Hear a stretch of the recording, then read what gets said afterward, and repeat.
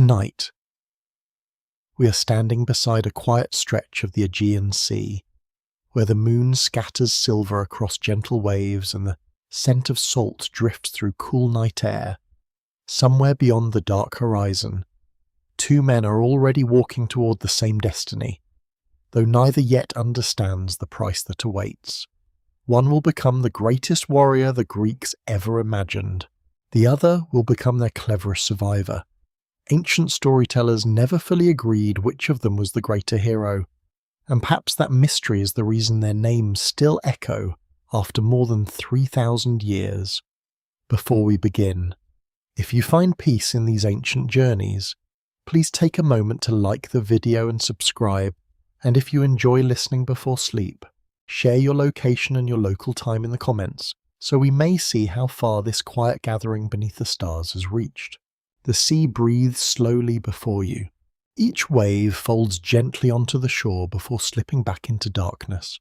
Pebbles roll beneath the water with soft clicking sounds, as though countless tiny voices are whispering stories far older than memory itself. The breeze carries the fragrance of olive trees growing along nearby hillsides, mixed with the faint sweetness of wild thyme warming beneath the day's lingering heat. Above, the stars appear astonishingly clear, untouched by smoke or distant city lights. To the ancient Greeks, these stars were never silent decorations, they were living signs, reminders that gods watched patiently from beyond mortal sight. You stand in a world where every mountain possesses a spirit. Every spring may belong to a hidden nymph, and every unexpected wind could carry the intentions of Olympus. It is a comforting thought, and also an unsettling one. Nothing exists entirely by chance. Every joy may conceal a warning. Every victory may invite envy from heaven. Every promise made beneath sacred skies demands fulfillment. Long before the walls of Troy rose against the horizon, prophecies were already weaving invisible threads through countless lives. Some modern historians believe memories of a great conflict in western Anatolia survived through centuries of oral storytelling before becoming the epics we know today. Archaeological discoveries at Hisarlik, widely identified with ancient Troy, suggest that several prosperous cities stood upon the same hill across many generations. One of them suffered a violent destruction during the Late Bronze Age. Whether that destruction inspired Homer's poems remains a question scholars continue to debate. Yet standing here beside the sea, surrounded by silence, certainty feels less important than memory itself. The Greeks believed memory could outlive stone. Cities might burn, kingdoms might disappear, but songs, if repeated faithfully enough, could grant a different kind of immortality. Perhaps that is why this story begins not with armies, but with two boys growing beneath very different skies, far to the south, among rugged mountains and deep valleys. A child named Achilles grows beneath the watchful eyes of his mother, the sea goddess Thetis. She is unlike mortal women. Her beauty carries something distant, almost untouchable, like sunlight dancing across deep water where no hand can reach. Even as she cradles her son, she senses the unease that often accompanies divine knowledge. An old prophecy refuses to leave her thoughts. Her son has been offered two futures. If he remains at home, he will live many peaceful years. His hair will grow grey. His grandchildren will know his gentle voice. But when he dies, the world will slowly forget his name. If he sails to Troy, his life will end while still young, yet his glory will become everlasting. The ancient Greeks understood this choice better than many modern readers do. They believed a person's reputation, their kleos, could survive long after flesh returned to dust. To be remembered forever was, in many ways, another form of life. Still, even among the Greeks, few mothers wished eternal songs to replace a living son. Thetis watches Achilles sleeping beneath woven blankets. His breathing remains slow. His small hands rest peacefully against his chest. Nothing about the child suggests he will one day shake entire battlefields. She wonders whether destiny can truly be escaped. Ancient traditions preserve different answers. Some say she dipped him into the sacred waters of the river Styx, making almost his entire body invulnerable while one small place remained untouched. Others insist this famous story appeared centuries later and was unknown to the earliest poets. Another interpretation suggests that Thetis attempted mysterious rituals involving divine fire, hoping to burn away the mortal weakness inherited from his human father. No one can say with certainty. Perhaps uncertainty itself belongs to the oldest layers of myth. While Achilles grows beneath his mother's anxious love, another child watches entirely different horizons. Across the Ionian Sea lies Ithaca. Unlike the broad plains surrounding mighty kingdoms, Ithaca rises from the sea as a landscape of rocky hills, quiet coves, twisted olive trees, and narrow paths climbing toward lonely shepherd shelters. Life here demands patience more than strength. Farmers coax grain from stubborn soil. Fishermen study tides with careful attention. Sailors learn to respect unpredictable winds. Here grows Odysseus. His father, Laertes, teaches him that wisdom often accomplishes what force cannot. As a boy, Odysseus enjoys listening more than speaking. He studies older sailors describing unfamiliar islands beyond the horizon.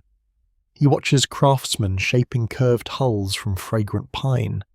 He learns how merchants bargain inside crowded marketplaces, where dozens of dialects mingle beneath colourful cloth awnings. Every conversation becomes another lesson. Already his mind moves differently, while others ask whether something can be done. Odysseus wonders how.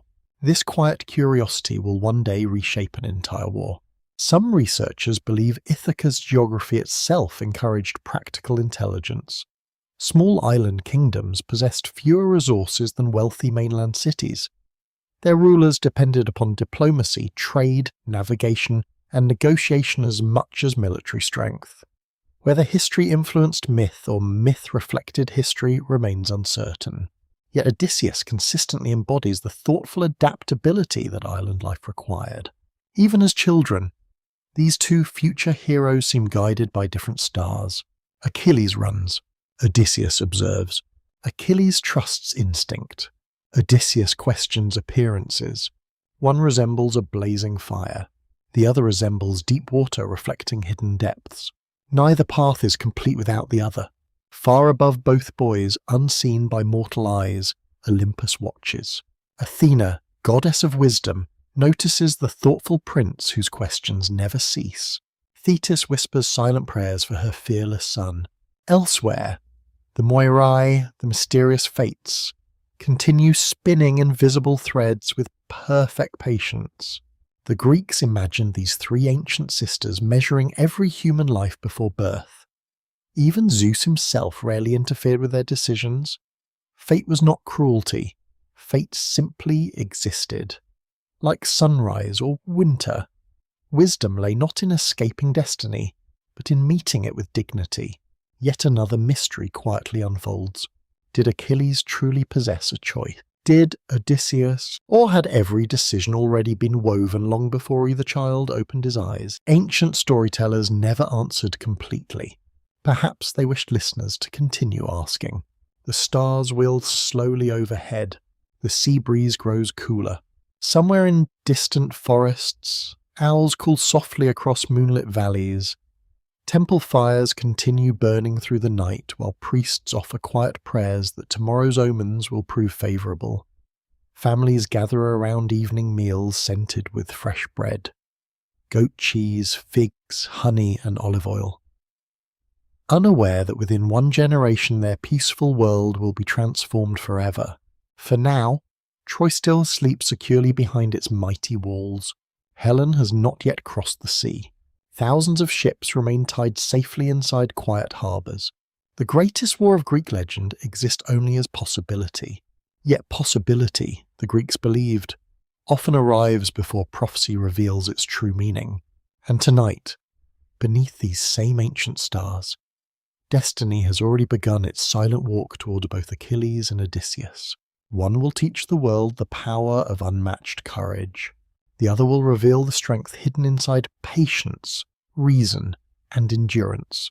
Neither can yet imagine that the road ahead will demand everything they possess.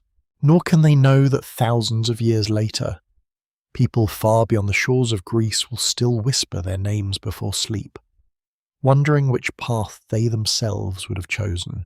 The first light of dawn slips gently across the mountains of Thessaly, touching the peaks with pale gold while mist still clings to the valleys below. The air is cool against your skin, carrying the scent of pine, damp earth, and distant streams tumbling over smooth stones. Somewhere among these mountains, hidden from the eyes of kings and prophets alike, a young Achilles is growing stronger with every passing season.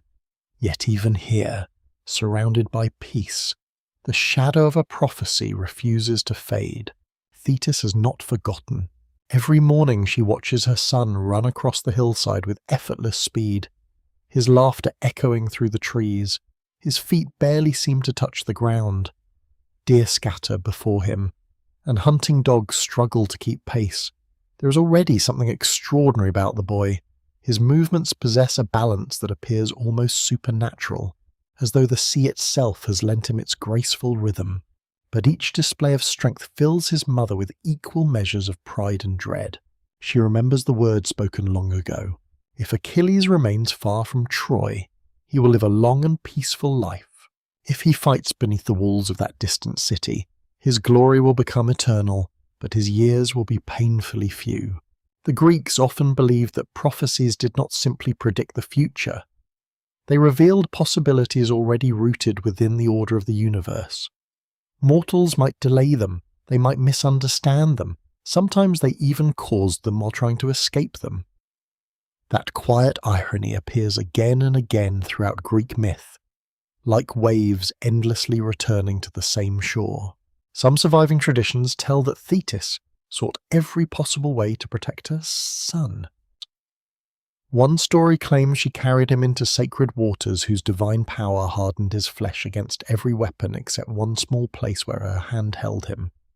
Another tradition, far older, describes mysterious rites performed beside hidden fires during the silent hours before dawn. Some researchers believe these stories reflect ancient rituals that later generations reshaped into miraculous legends. No version offers certainty. Perhaps certainty was never the purpose. The mystery itself reminds you that myths were living stories, changing slightly each time they passed from one voice to another. Eventually, Thetis reaches a difficult decision. If she cannot change destiny, perhaps she can prepare her son to meet it. So Achilles is entrusted to one of the strangest teachers in all Greek mythology. High upon Mount Pelion lived Chiron. Unlike the wild centaurs often described in later tales, Chiron possesses remarkable wisdom. His human face carries calm intelligence beneath silver hair, while the powerful body of a horse allows him to move effortlessly through forests and rocky slopes. He knows the names of every medicinal herb growing among the hills. He understands music, astronomy, healing, hunting, and the hidden patterns of nature. Many of Greece's greatest heroes will one day learn beneath his guidance. But Achilles becomes perhaps his finest student.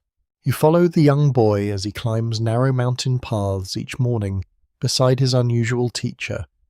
Dew sparkles upon grass. Birds sing from cedar branches overhead. The chill of dawn slowly yields to warm sunlight filtering through leaves. Lessons begin not with weapons, but with silence. Chiron teaches Achilles to listen before acting, to hear the distant rush of rivers, to recognize the warning cry of hawks circling above hidden prey, to feel changes in the wind before storms appear beyond the mountains. Nature speaks first, the old teacher tells him. Only those who listen deserve to lead. Achilles absorbs every lesson with astonishing speed. His hands learn to string a bow before most boys can lift one. He throws a spear with effortless precision. He rides across mountain trails without fear. Yet Chiron notices something else growing inside his student. Impatience. Achilles loves excellence so deeply that ordinary effort rarely satisfies him. When another student struggles, Achilles wishes to move ahead. When hunting, he always seeks the largest animal. When racing, victory alone feels meaningful. The desire is admirable. The danger is equally staying. Kissly great. One evening, after a long day of training, Chiron leads Achilles onto a high ridge overlooking the sea. The sky glows deep orange while the first evening stars emerge above the horizon. Far below, waves catch the fading sunlight like molten bronze. Without speaking, Chiron points upward. He finally says, Achilles follows his teacher's hand toward a bright constellation rising above the eastern sky. The stars move according to their own order. The boy nods. They do not race one another. Another quiet nod. They simply become what they were meant to become. Achilles remains silent. Whether he fully understands is impossible to know. Ancient storytellers often portrayed Chiron's wisdom in this gentle way. Rather than commanding, he invited reflection. The Greeks admired teachers who awakened understanding instead of forcing obedience. As seasons pass, Achilles' education broadens beyond warfare. He learns to play the lyre. Its soft notes drift through mountain air during peaceful evenings, blending with the sound of crickets and distant waterfalls. Greek audiences found this detail deeply meaningful. A true hero was expected not only to fight bravely but also to appreciate beauty, poetry, and harmony. Music reminded warriors that civilization existed beyond the battlefield. He also studies healing. Chiron shows him how crushed yarrow slows bleeding, how willow bark eases pain, how certain roots draw infection from wounds. These quiet lessons carry unexpected significance. One day Achilles will become known for taking life, yet first he learns how to preserve it. Historians sometimes observe that Homer's heroes often possess surprisingly broad knowledge compared with later legendary warriors. Leadership required understanding people as much as mastering weapons. Meanwhile, far away across the sea, another young prince is following an entirely different education. In Ithaca, Odysseus spends long evenings listening to travellers arriving from distant kingdoms. A Phoenician merchant describes unfamiliar coastlines. An old sailor explains changing currents among the islands. A visiting priest speaks of strange customs practiced near Delphi. Unlike Achilles, who perfects his body through constant action, Odysseus strengthens his mind through endless curiosity. The contrast grows quietly larger each passing year. Neither young man knows the other exists, yet destiny is already drawing invisible lines between their separate worlds. One afternoon upon Mount Pelion, Chiron pauses beside an ancient oak tree whose trunk bears scars from countless storms. He places one weathered hand against its bark. "Strength survives many winters," he says, but only because its roots reach deeper than anyone can see. Achilles studies the trees. He understands the lesson concerns more than wood. Still, he wonders whether roots alone can resist fate. That night he dreams. He stands upon a vast plain beneath a blood-red sunset. Thousands of bronze shields glitter around him. He hears the roar of countless voices. A city burns beyond towering walls. Then, from somewhere impossible to locate, a woman's sorrowful voice whispers only 3 words. "You return never." Achilles awakens before dawn. Cold sweat covers his skin despite the mountain air. Outside, the stars remain bright. The forest stands perfectly still. He tells no one. Dreams held enormous significance in Greek culture. Some were believed to come directly from the gods. Others emerged from hidden parts of the soul. Even experienced priests often disagreed about which dreams deserved trust.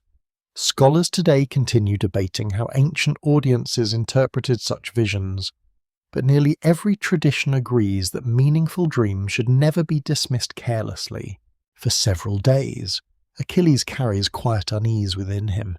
His laughter becomes less frequent. Even Chiron notices, yet the old centaur asked no questions. Some truths must mature naturally. Some fears cannot be removed by another person's wisdom. Only experience can answer them. As autumn arrives, golden leaves begin drifting across the mountain paths. The mornings grow colder. Smoke rises from shepherds' fires in distant valleys. Achilles has become taller now, his shoulders broader, his confidence unmistakable. Every lesson has prepared him for greatness. And yet, hidden beyond every achievement, the prophecy remains unchanged. No amount of training can erase it. No mountain is high enough to hide from destiny forever.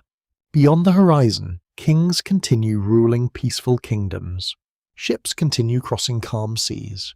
Children continue playing beneath olive trees. No one yet realizes that the road toward Troy is slowly opening. Soon, the quiet education of heroes will give way to the thunder of armies.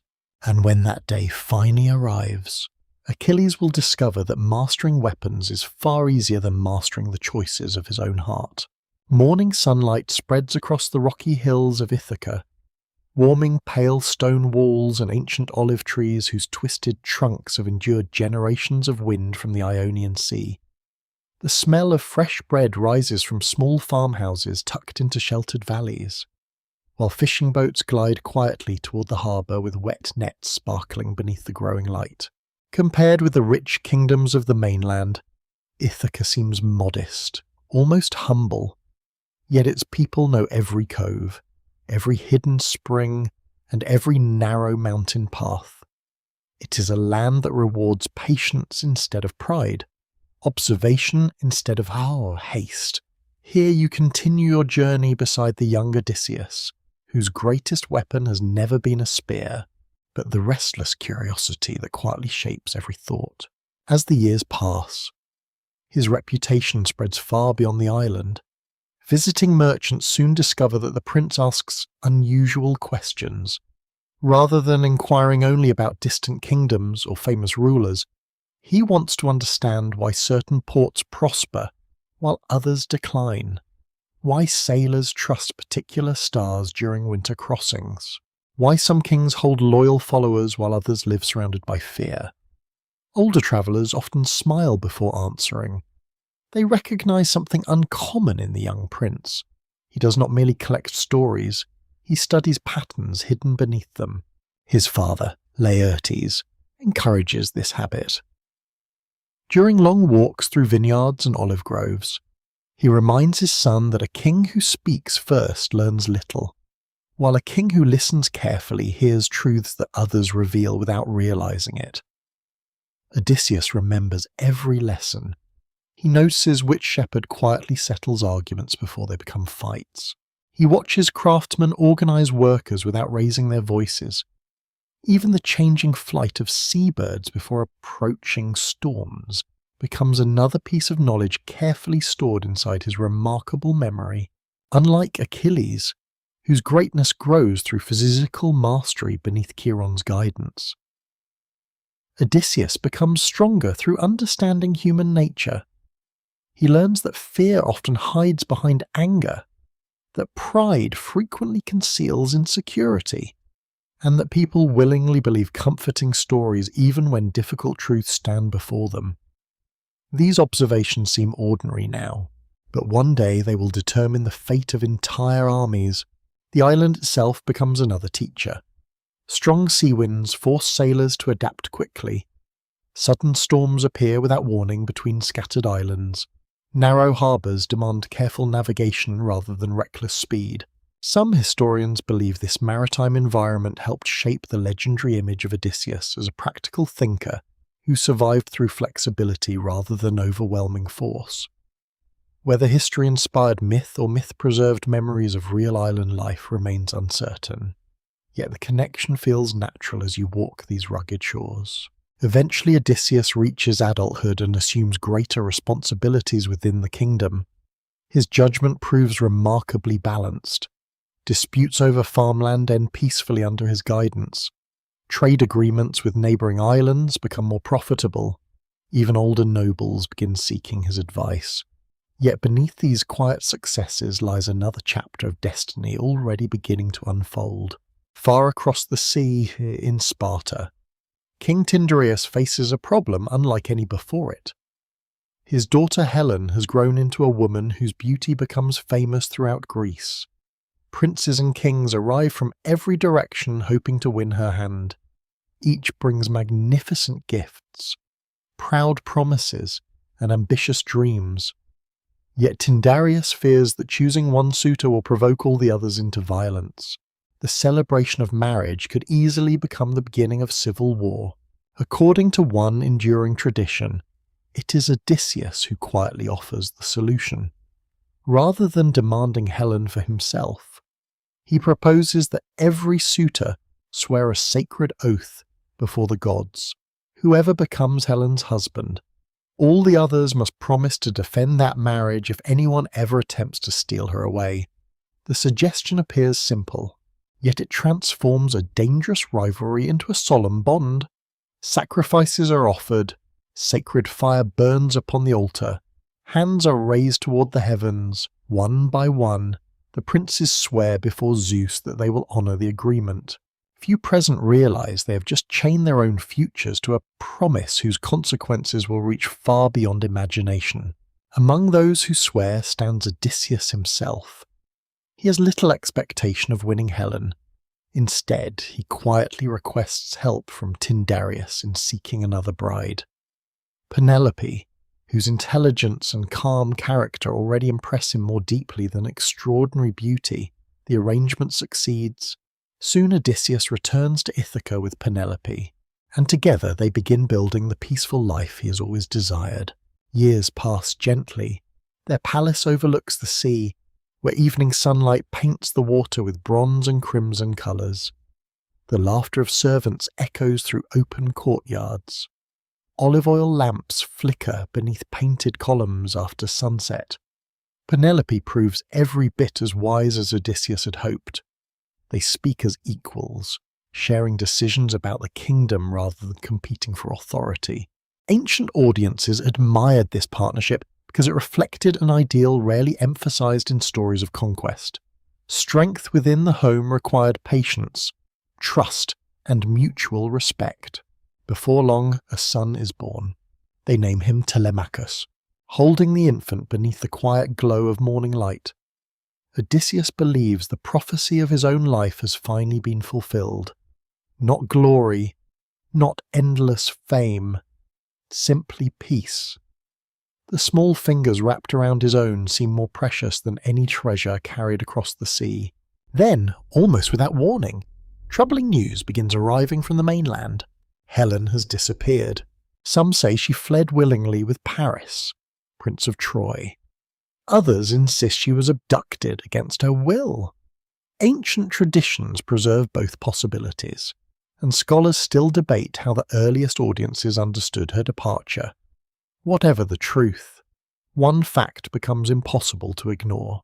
The sacred oath has been broken. Messengers begin travelling from kingdom to kingdom. Every ruler who once swore before Zeus is summoned to fulfill his promise. War approaches like a storm still hidden beyond the horizon. When the royal envoys finally arrive at Ithaca, they find something unexpected. Odysseus appears to have lost his mind. He walks slowly behind a plough, scattering salt across fertile fields instead of seed. His clothes are mismatched. His eyes wander without focus. He speaks nonsense to passing servants and ignores the puzzled expression surrounding him. If he has truly become insane, then perhaps no one can demand that he join a distant war. At least that is what Odysseus hopes. His love for Penelope and Telemachus outweighs every dream of heroic glory. He has heard enough stories to know that wars rarely end as poets later describe them. Behind every victory stand widows, fatherless children, abandoned farms, and forgotten graves, for the first time. You see clearly how different he is from Achilles. One instinctively runs toward greatness. The other quietly searches for a path around unnecessary suffering. Yet among the visiting envoys stands Palamedes, a man nearly as clever as Odysseus himself. He studies the strange performance without speaking. Something feels wrong. Wrong. The plough moves too steadily. The supposedly mad king still avoids large stones hidden beneath the soil. Even madness. Palamedes suspects. cannot erase long-practiced habits. Then he makes a terrible decision. Without warning, he gently places the infant Telemachus directly in front of the advancing plough. For one frozen heartbeat, everything becomes silent. The horses continue forward. Odysseus instantly pulls the reins aside. The blade cuts harmlessly through empty earth only inches away from his child. The deception is finished. No truly insane man could have reacted with such perfect control. The envoys exchange knowing glances. Odysseus closes his eyes for a long moment, understanding that destiny has finally reached his quiet island. The prophecy does not arrive through thunder or divine fire. It comes in the form of an oath he freely chose years earlier. As evening settles over Ithaca, sea winds move gently through the palace gardens. Penelope says little. Neither of them needs words. Somewhere beyond the dark horizon lies Troy, still unseen, waiting with patient certainty. The dream Achilles, once experienced beneath Mount Pelion, and the peaceful life Odysseus hoped to preserve, are now moving toward the same distant battlefield.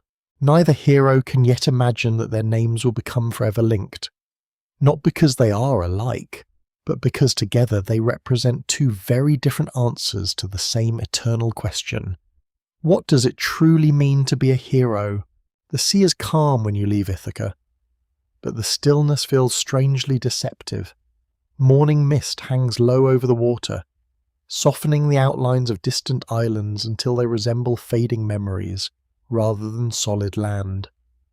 Behind you, Penelope stands upon the palace terrace with young Telemachus in her arms. She does not call out. She simply watches until your ship disappears into the brightening horizon. The silence between husband and wife carries more weight than any farewell could express. Odysseus knows he may never see the peaceful shore again, and somewhere deep within his heart, a quiet unease refuses to leave him. The dream of growing old beside his family has begun to drift away like the mist behind the ship. Across Greece, similar scenes unfold beneath countless dawn skies. Kings embrace their children. Mothers offer prayers before household shrines. Old fathers place weathered hands upon the shoulders of sons who now wear polished bronze armor. Everywhere the smell of incense rises with the morning air, mingling with fresh bread, olive oil, and the smoke of sacred fires. The oath sworn years before in Sparta is awakening, calling rulers from every corner of the Greek world toward a single purpose. The Greeks did not yet think of themselves as one nation. They belonged to separate kingdoms, each proud of its own customs, dialects, and ancestral heroes. Mycenae, Sparta, Ithaca, Pylos, Salamis, Argos, and dozens of smaller realms often competed with one another. Yet religion created invisible bonds between them. They honoured many of the same gods, visited the same sanctuaries, and believed that sacred promises carried consequences extending beyond mortal life. To break an oath sworn before Zeus was not merely dishonourable, it invited divine punishment upon entire generations. As ships begin gathering from every coastline, harbours become alive with remarkable energy. Carpenters hammer fresh planks into hulls. Blacksmiths sharpen spearheads until they gleam beneath the sun. Sailmakers spread enormous linen sheets across the sand while children chase one another between stacked amphorae filled with wine, grain, dried figs, and olive oil. The cries of gulls mix with shouted commands, clattering tools, and the rhythmic crash of waves against wooden piers. The entire world seems to be preparing for a journey whose ending no one can truly imagine. Among those arriving stands Nestor, the wise king of Pylos, already respected for both age and experience. His silver hair catches the morning light as he greets younger rulers with quiet dignity. He understands that strength alone rarely wins long wars. Unity must survive long after enthusiasm fades. Nearby waits Ajax of Salamis, towering above almost every other warrior, carrying a shield so immense that later generations will compare it to a moving wall. His confidence appears as solid as the bronze covering his armour. Then another figure steps ashore. Agamemnon, king of Mycenae. His kingdom possesses immense wealth, broad farmlands, and enormous influence throughout Greece as brother of Menelaus, Helen's husband. Agamemnon naturally assumes leadership of the expedition. Many kings accept his authority because they respect his power. Others obey simply because the oath demands cooperation, yet even before the fleet sails, small tensions begin quietly forming beneath polite greetings. Odysseus notices them immediately. He watches conversations rather than speeches. He sees which rulers hesitate before agreeing, which captains exchange doubtful glances, and which proud nobles appear uncomfortable taking orders from another king. Experience has already taught him that armies often fail long before the first battle begins. Pride can divide allies more effectively than any enemy. Far away beneath the forests of Mount Pelion, Achilles also prepares for departure. He has now become a young man whose speed and strength astonish everyone who witnesses them. His education under Chiron is complete. He can wield spear and sword with unmatched precision, ride untamed horses across steep mountain paths, heal wounded companions, and accompany songs upon the lyre with surprising gentleness. Yet despite all his accomplishments, the prophecy spoken over his cradle remains unchanged. Thetis cannot hide her sorrow.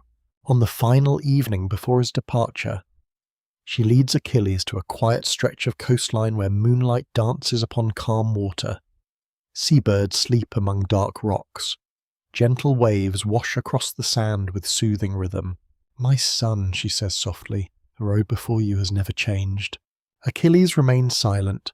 "You may still remain here." Again, silent. "You will live." Only after a long pause does Achilles answer. "And if I stay, you will be forgotten." The words drift across the water like a prayer already carrying grief within it. Achilles looks toward the horizon where sea and sky merge into darkness. Throughout his childhood, he imagined greatness as something simple, something bright and unquestioned. Now he begins to understand that glory always asks for payment before revealing its true cost. Ancient poets often return to this moment because it reflected one of the deepest questions in Greek thought. Is a short life filled with extraordinary purpose greater than a long life lived in quiet happiness? Different audiences likely answered differently. The myth itself never forces a single conclusion. When dawn arrives, Achilles boards his ship. Thetis remains standing in the surf as the vessel slowly moves away. Some later traditions say sea nymphs rose around her, singing mournful songs no mortal sailor could fully understand. Others tell only of a mother watching until the sails vanished beyond the horizon. Whatever truly belonged to the oldest version of the story, every tradition preserves the same emotion. She already mourns a son who still lives. Weeks later, the gathering fleet finally reaches Aulis, a sheltered harbour where hundreds of ships now fill the coastline. Masts rise like a forest above the water. Thousands of tents stretch across nearby fields. Horses stamp impatiently beside supply wagons. Fires burn through the evening while cooks prepare simple meals of barley bread, roasted meat, onions, olives, and watered wine. Laughter occasionally rises from groups of young soldiers still imagining that victory will come quickly. As darkness settles, priests prepare sacrifices to seek the favour of the gods before departure. White bulls are led towards stone altars decorated with fresh laurel branches. Sacred water is sprinkled upon their heads. Flutes play slow melodies while smoke begins rising into the star-filled sky. Then something extraordinary happens. From a nearby plane tree, a serpent suddenly emerges. Its scales shimmer green and bronze beneath the firelight. Without hesitation, it climbs toward a nest hidden among the branches. Inside are 8 helpless chicks. One by one, the serpent devours them. Then it turns upon the mother bird herself. The entire camp watches in stunned silence. Before anyone moves, the serpent becomes rigid. Its body slowly hardens into stone. The tree stands motionless beneath the stars. No wind disturbs its leaves. No bird sings. The omen spreads through the army before sunrise. Every soldier has heard the story. Every captain waits anxiously for an explanation. The prophet Calchas studies the strange sign for a long time before finally speaking. The gods have revealed the future, he says. The 9 birds are 9 years. His voice remains calm, though many listeners feel cold despite the morning warmth. For 9 years you shall struggle before Troy. A long silence follows. But in the 10th year, he lifts his eyes toward the waiting fleet. The city will fall. Hope and dread mingle together throughout the camp. The prophecy promises victory, yet it also warns that countless lives must pass before that victory arrives. Some warriors cheer because success seems assured. Others quietly calculate how much of their youth will disappear before the war finally ends. Odysseus says nothing. Achilles grips his spear without realizing it. Far above them, gulls circle slowly beneath widening blue skies. The serpent has become stone. The prophecy has entered every mind, and though no one yet understands how many sacrifices those 10 years will demand, the first great sign of the Trojan War has already been given. Days pass at Aulis, yet the great fleet does not move. Each morning you wake to the sound of waves brushing gently against hundreds of waiting ships, expecting sails to fill with wind before sunrise. Instead, the sea remains strangely smooth. Flags hang motionless from their poles. Smoke from cooking fires rises perfectly straight into the pale sky without the slightest breeze to disturb it. The silence begins to feel unnatural, as though the entire coastline has slipped beyond the ordinary rhythm of the world. At first, few men are concerned. Experienced sailors know that calm weather sometimes lingers for a day or two. Soldiers continue repairing shields, polishing helmets, and practicing with spear and sword upon the open fields beyond the harbour. Horses graze peacefully. Merchants move through the camp selling dried fruit, leather sandals, fresh cheese, and woven cloaks. In the evenings, musicians play beside the fires while younger warriors imagine the victories that surely await them across the sea. But after several more days, confidence begins to fade. The sea still refuses to breathe. Old captains exchange uneasy glances. They have crossed the Aegean many times, yet few can remember such complete stillness lasting so long. Even the gulls seem strangely quiet. The smell of salt hangs heavy in the warm air. Without wind, the summer heat settles across the camp like an invisible blanket, leaving men restless through the long afternoons. Among the priests, whispers begin to spread. The gods are displeased. The Greeks believe nature often reflected the will of divine powers. A favourable wind was never merely weather. It could be a blessing from Poseidon or a gift from Zeus. Likewise, an unnatural calm suggested that some unseen offence had disturbed the balance between mortals and the gods. Whether modern readers interpret this symbolically or spiritually, the ancient audience would have immediately understood that something was deeply wrong. King Agamemnon summons Calchas, whose earlier prophecy of the serpent has already earned widespread respect. The old seer walks slowly toward the royal tent, his expression thoughtful rather than fearful.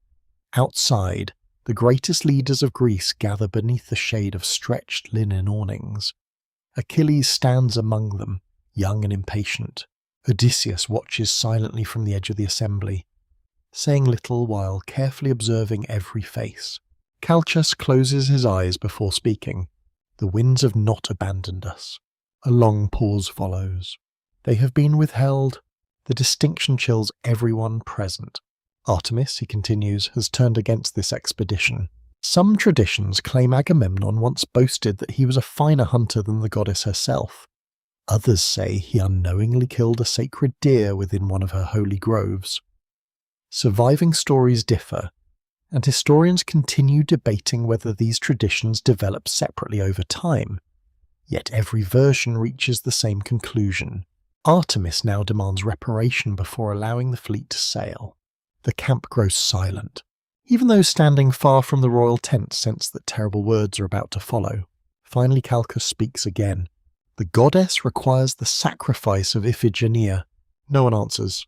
The name itself seems impossible. Iphigenia is Agamemnon's daughter. For several heartbeats only, the crackling of nearby firewood disturbs the stillness. Achilles lowers his eyes. Odysseus studies Agamemnon instead. The king appears suddenly older, as though the prophecy has stolen years from his face in a single moment. Among the Greeks, sacrifice formed an important part of religious life. Sheep, goats, bulls, wine, grain, and precious oil were offered regularly to maintain harmony between humanity and the gods. Human sacrifice, however, belonged to the darkest edge of myth. Whether such stories preserve distant memories of forgotten rituals or function purely as symbolic tales remains uncertain. Ancient listeners themselves may have regarded them with unease. That discomfort gives this episode much of its enduring power. Agamemnon refuses immediately. No father could accept such a demand. His voice carries across the gathering. For a brief moment, relief spreads among those listening. Yet the calm lasts only until practical reality returns. Without wind, the expedition cannot continue. Hundreds of ships remain trapped.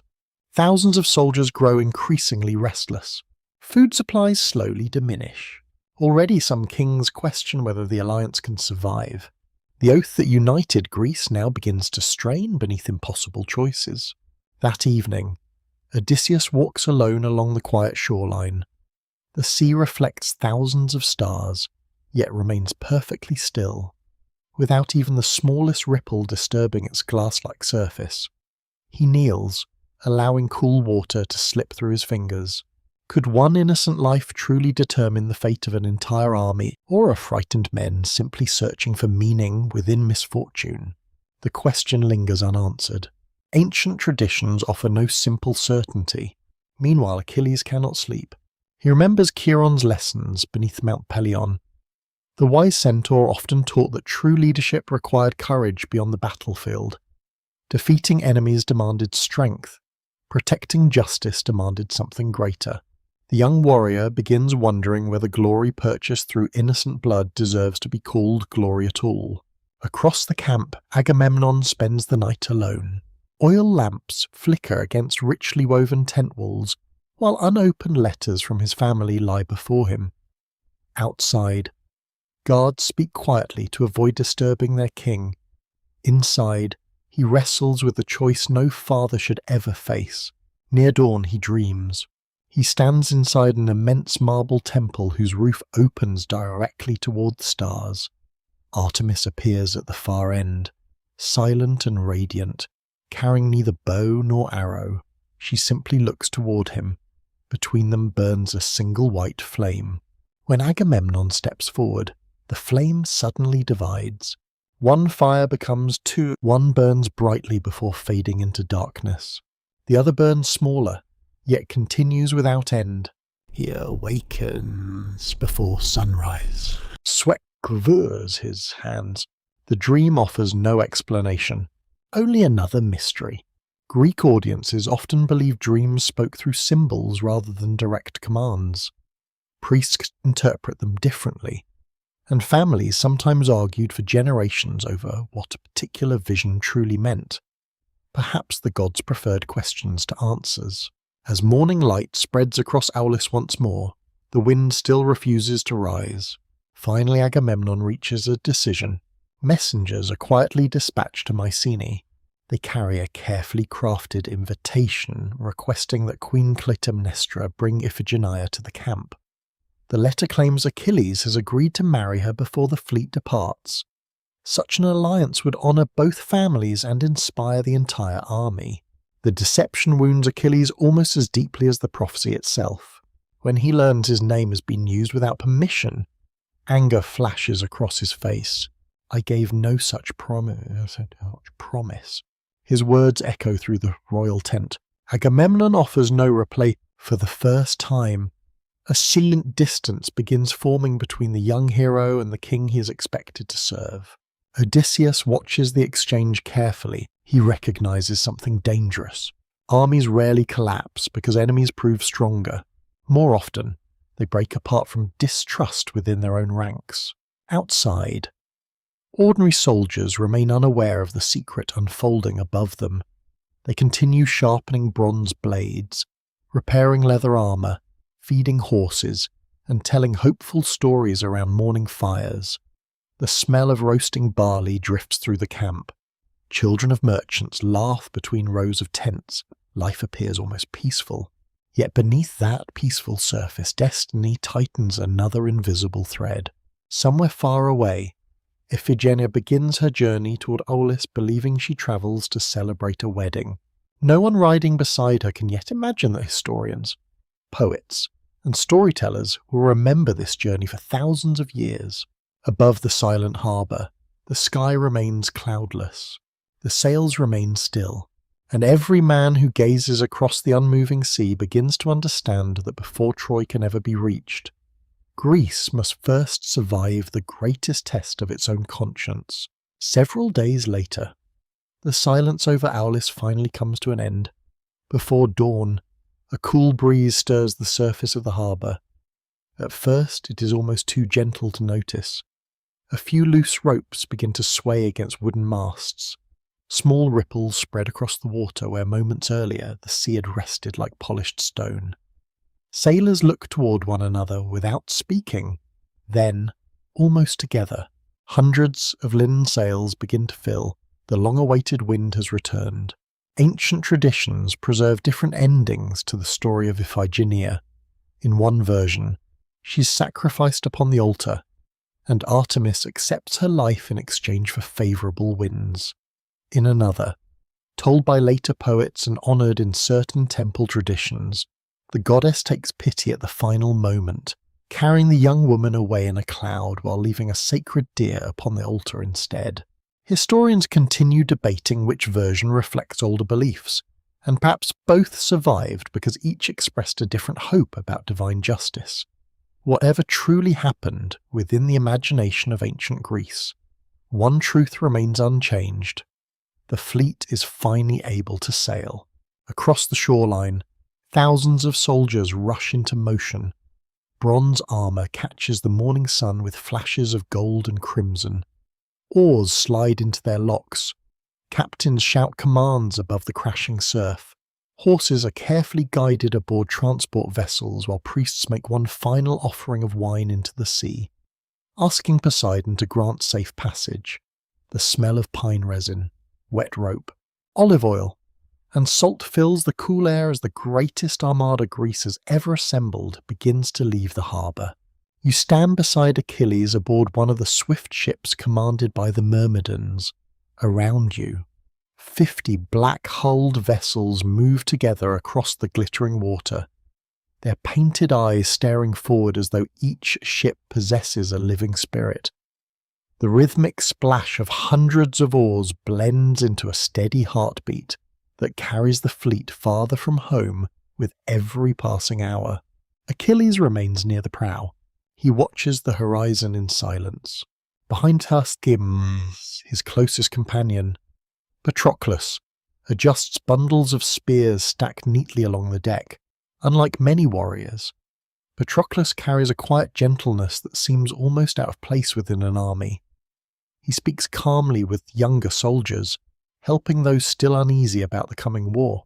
Years spent beside Achilles have taught him when to offer words and when silence itself provides greater comfort. Their friendship has already become one of complete trust. Some ancient writers describe them as cousins, others simply as inseparable companions raised together under Chiron's guidance. Later generations interpreted their relationship in different ways, yet every surviving tradition agrees upon one point. No one understands Achilles more deeply than Patroclus. Several ships away, Odysseus walks carefully along the deck of his own vessel, speaking with sailors rather than standing apart as many kings do. He asks about fresh water, remaining supplies, spare rigging, and changing currents. Small details occupy his attention because he knows they often decide great outcomes. A commander who ignores practical concerns rarely deserves the loyalty of experienced men. Days pass peacefully as the fleet crosses the Aegean. At night, Hundreds of anchored ships create floating islands of fire beneath astonishingly clear skies. Tiny cooking flames flicker upon dark water, while constellations stretch overhead exactly as Chiron once taught Achilles to read them. The air grows cool after sunset, carrying the scent of salt and burning cedar somewhere across the quiet sea. Dolphins occasionally surface beside the ships before vanishing once more into darkness. During one such evening, an elderly sailor points toward a bright star low above the eastern horizon. "My father always said that star watches travellers." Another sailor smiles. "And what if it watches fools?" Soft laughter spreads across the deck. Even on the edge of legend, ordinary moments continue. The Greeks understood that heroes still ate simple meals, laughed with friends, mended worn sandals, and worried about tomorrow. Such quiet details allowed listeners to recognize themselves within extraordinary stories. Several mornings later, a lookout suddenly cries from the mast, "Land!" Every eye turns eastward. At first, Troy appears only as a faint line above the sea, almost hidden beneath blue haze. As the fleet approaches, the outlines gradually sharpen. Hills rise behind broad plains. Rivers wind through fertile countryside. Then, standing proudly upon higher ground, the city itself finally comes into view. Its massive walls glow pale beneath the afternoon sun. Tall towers overlook the surrounding fields. Bronze gates reflect flashes of light visible even from the sea. For generations, travellers have spoken of Troy's wealth. Merchants crossing between Europe and Asia passed beneath these walls carrying amber, copper, tin, ivory, precious fabrics, spices, and gold. Whoever controlled Troy controlled one of the great crossroads of the ancient world. Modern archaeology confirms that the city occupied an important strategic position near the entrance to the Dardanelles, giving the legends an intriguing foundation in historical geography. Among the Greeks, excitement spreads quickly. Some point eagerly toward the city, others fall strangely quiet. Seeing Troy with their own eyes transforms rumour into reality. It is no longer a distant destination. It is a living place filled with families, temples, marketplaces, children, musicians, craftsmen, and kings. Behind those walls live people who have never met Achilles or Odysseus, yet whose lives are already becoming tied to theirs by invisible threads of fate. As the fleet prepares to land, another prophecy suddenly returns. Long ago, an oracle declared that the first Greek warrior to step upon Trojan soil would also become the first to die. The warning passes rapidly from ship to ship. Conversation stop. Experienced captains hesitate. For the first time since leaving Aulis, uncertainty spreads openly through the expedition. No one wishes to claim that fatal honour. Achilles grips his spear. Every instinct urges him forward. Glory is always called to him like distant thunder, yet even he pauses. The memory of his mother's warning still lingers deep within his heart. Nearby, Odysseus studies the shoreline instead of the prophecy. He notices currents, shallow water, rocky ground, and possible landing points. Even now, practical thought steadies his mind where fear threatens others. Then Patroclus, ruler of Phylace, quietly makes his decision. Without waiting for further debate, he leaps from his ship onto the sand. For one heartbeat, nothing happens. Then Trojan defenders rush forward. Bronze strikes bronze. Spears flash beneath the afternoon sun. Patroclus fights bravely, cutting down several opponents before a Trojan spear pierces his chest. He falls upon the very shore he has reached only moments before. The prophecy is fulfilled. Silence spreads through many watching ships. The war has claimed its first Greek life before the army has even formed its battle lines. Ancient audiences would have recognized the painful lesson immediately. Even courage does not cancel destiny. Sometimes bravery means knowingly walking toward the future already foretold. The hesitation disappears. Achilles leaps ashore with astonishing speed. The Myrmidons surge behind him like a breaking wave.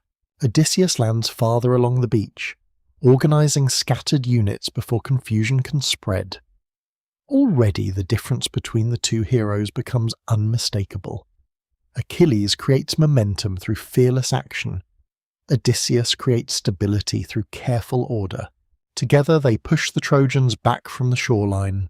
Dust rises beneath hundreds of running feet. Sea wind carries the sharp smell of salt, sweat, leather, and newly spilled blood. Above the battlefield, gulls circle endlessly while waves continue washing gently against the sand, indifferent to human triumph or sorrow. By sunset, the Greeks secure their landing. Rows of ships are pulled safely onto the beach. Temporary camps begin appearing across the plain. In the distance, Troy's mighty walls remain untouched, glowing softly beneath the fading light. Achilles gazes toward them without speaking. Odysseus studies the surrounding landscape. Both men understand the same truth. They have reached Troy, but no one not kings, prophets, or even the gods watching from Olympus can yet know that 10 long years now stand between this first evening and the city's final night. The first sunrise over the plains of Troy arrives quietly. A pale golden light spreads across the wide fields between the Greek camp and the towering city walls, while cool mist rises from the nearby Scamander River. Dew clings to tall grasses beneath your feet, and the scent of damp earth mixes with smoke from hundreds of cooking fires now burning throughout the Greek camp. Somewhere beyond the tents, bronze armour clinks softly as soldiers prepare for another day, while distant shepherds hurry their flocks farther inland, away from the growing shadow of war. For a brief moment, the landscape appears almost peaceful. It is difficult to imagine that this same plain will one day be remembered as one of the bloodiest places in Greek legend. The Greeks quickly discover that Troy is unlike any enemy they have faced before. Its walls are immense. Their thick stone foundations rise high above the surrounding plain, strengthened by carefully built towers that overlook every approach. From the battlements, Trojan guards observe every movement in the Greek camp. Supplies continue reaching the city from allied kingdoms across Anatolia, Lycia, Thrace, and beyond. Troy is not isolated. It stands at the centre of a vast network of loyal allies, each prepared to defend King Priam and his family. Historians often note that archaeological remains at Hisarlik reveal impressive defensive walls dating to the late Bronze Age. Although no excavation can confirm Homer's exact descriptions, the surviving fortifications help explain why ancient audiences found the city's long resistance entirely believable. A well-defended stronghold could survive for years if supplied properly. The Greek commanders soon abandon any hope of a quick victory. Instead, they begin building a permanent camp along the shore. Carpenters raise wooden palisades. Blacksmiths establish forges where sparks fly into the evening sky. Wells are dug.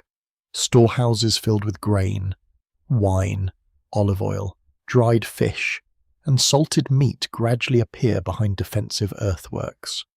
What began as an expedition slowly transforms into an entire city of tents stretching across the coastline. Life settles into an unfamiliar rhythm. At dawn, soldiers train. By afternoon, scouting parties ride across nearby valleys. At night, sentries patrol beneath flickering torchlight while the sea whispers endlessly beyond the ships. Achilles grows restless almost immediately. Waiting has never suited him.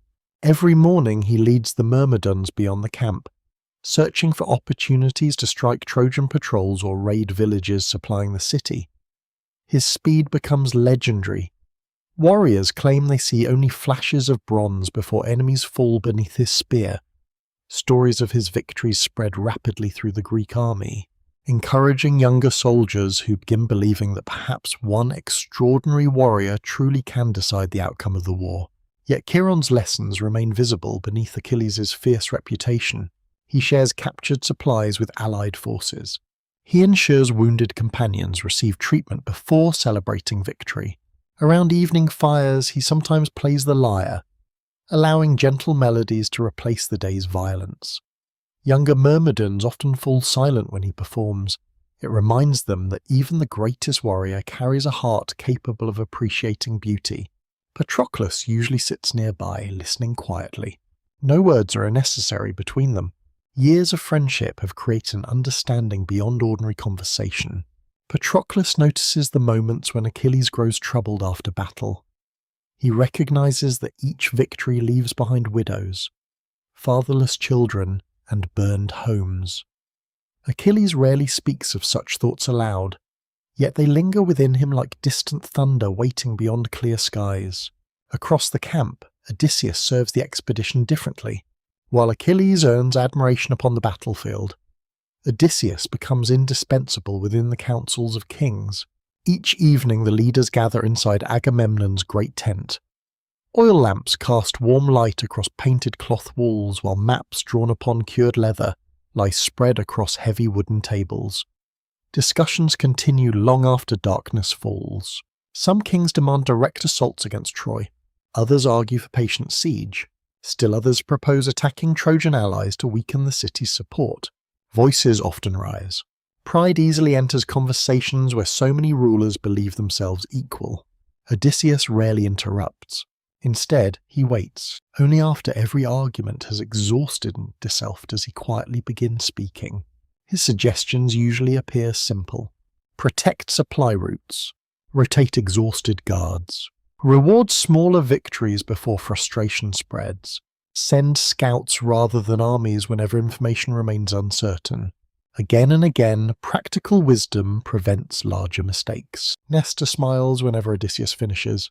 The old king recognizes the rare gift of making complicated problems appear surprisingly manageable. One evening, after returning from a successful raid, Achilles enters the council unexpectedly. Dust still clings to his armour. His spear bears fresh marks from combat. "We should attack tomorrow," he declares. "The Trojans fear us." Several younger commanders nod eagerly. Odysseus studies him before replying. "They fear you." The distinction hangs quietly within the tent, but cities are not defeated by fear alone. Achilles folds his arm. Then how? By exhausting every choice except surrender. Neither man raises his voice. Neither wishes to insult the other. Yet everyone present senses the difference between them. Achilles believes decisive action creates victory. Odysseus believes patient understanding creates lasting success. Neither philosophy is entirely wrong. Neither is entirely sufficient. The war will eventually require both. Outside the council, ordinary soldiers tell stories around evening fires. Already legends begin forming. Some claim Achilles cannot be wounded. Others insist Athena herself guides every decision Odysseus makes. Myths often begin this way, growing gradually from admiration into something larger than truth. Ancient oral storytellers rarely separated history from symbolism. Extraordinary people naturally attracted extraordinary stories. Several weeks into the campaign, another mysterious sign appears. Just before sunrise, a brilliant eagle circles above the Greek camp carrying a large serpent within its talons. The snake twists violently. Suddenly it bites the eagle's neck. The wounded bird cries sharply before dropping both serpent and itself toward the earth. Soldiers stare upward in astonishment. Again the omen reaches Calchas. The prophet studies the sky before offering careful words. Victory will come. A murmur of relief spreads through nearby listeners. But every triumph will demand equal suffering. The second half of the prophecy quiets the camp once more. Some ancient interpretations viewed the eagle as Greece and the serpent as Troy. Others reversed the symbolism entirely. Later temple traditions preserved still different explanations, even within antiquity. No single interpretation fully replaced the others. Perhaps the gods intentionally spoke through symbols broad enough to challenge every generation. That evening, Achilles walks alone beyond the camp. The sun has disappeared behind distant hills, leaving deep purple clouds across the western sky. Cool sea wind moves gently through tall grass while waves strike the shore with steady rhythm. He remembers Chiron pointing toward the stars years earlier, teaching that true greatness required harmony between strength and wisdom. He wonders quietly whether he has achieved either. Far behind him, Odysseus also stands awake beneath the same stars. He watches torchlights flickering along Troy's mighty walls. Somewhere inside that distant city lives Paris, whose decision brought every Greek king across the sea. Somewhere inside sleeps King Priam. Children laugh. Families eat evening meals. Priests tend sacred fires inside marble temples dedicated to Apollo and Athena. The enemy remains human. That thought never leaves Odysseus. Perhaps that is why his victories will one day come not through hatred, but through understanding the hopes and fears shared by both friend and foe. The first year of the war slowly draws toward its end. The Greeks hold the shoreline. Troy still stands. Neither side has achieved the victory it expected, yet beneath the calm rhythm of passing seasons, invisible threads continue tightening. The prophecy at Aulis remains unfinished. The choice given to Achilles still waits, and somewhere beyond human sight, the fates continue measuring every life with perfect patience, knowing that the greatest chapters of this story have not yet begun. Seasons begin to blend together until the passing of time is measured less by calendars than by harvests, migrating birds, and the changing colour of the hills surrounding Troy. Spring covers the valleys with wildflowers. Summer dries the grasses beneath an endless blue sky. Autumn fills the air with the scent of ripe figs and pressed olives. Winter brings cold rain from the sea, turning roads into deep mud while smoke curls continuously from thousands of campfires. What was expected to be a swift campaign slowly becomes an entire way of life. The Greek camp no longer resembles a temporary encampment. Wooden workshops stand beside blacksmith forges whose hammers ring from sunrise until dusk. Potters shape storage jars from local clay. Fishermen launch small boats each morning to supplement dwindling supplies. Children born to merchants and craftsmen now run between rows of tents, knowing no other home than this narrow strip of coast beneath the walls of Troy. Some soldiers begin growing grey at the temples. Younger recruits arrive from Greece to replace those who have fallen. The war has become a generation rather than a single expedition. Across the plain, Troy changes as well. The city still stands proud behind its mighty walls, but life inside has grown quieter. Families ration grain more carefully than before. Young men who once laughed together in crowded marketplaces now spend their days upon the battlements with shields resting against stone. Bronze armour hangs beside household altars where mothers continue offering prayers to Apollo, Athena, and the household gods. Festivals are smaller, weddings become fewer. Every celebration carries the quiet awareness that tomorrow another funeral procession may pass through the streets. Historians often suggest that long sieges transform both attacker and defender in similar ways. The enemy gradually becomes part of everyday existence. Hatred survives, yet routine softens its sharpest edges. From the Greek camp, shepherds can sometimes hear Trojan musicians playing upon the evening wind. From Troy's walls, guards watch Greek fishermen hauling nets from the sea each dawn. Neither side forgets the war, but both begin living within it. Achilles continues to earn unmatched fame.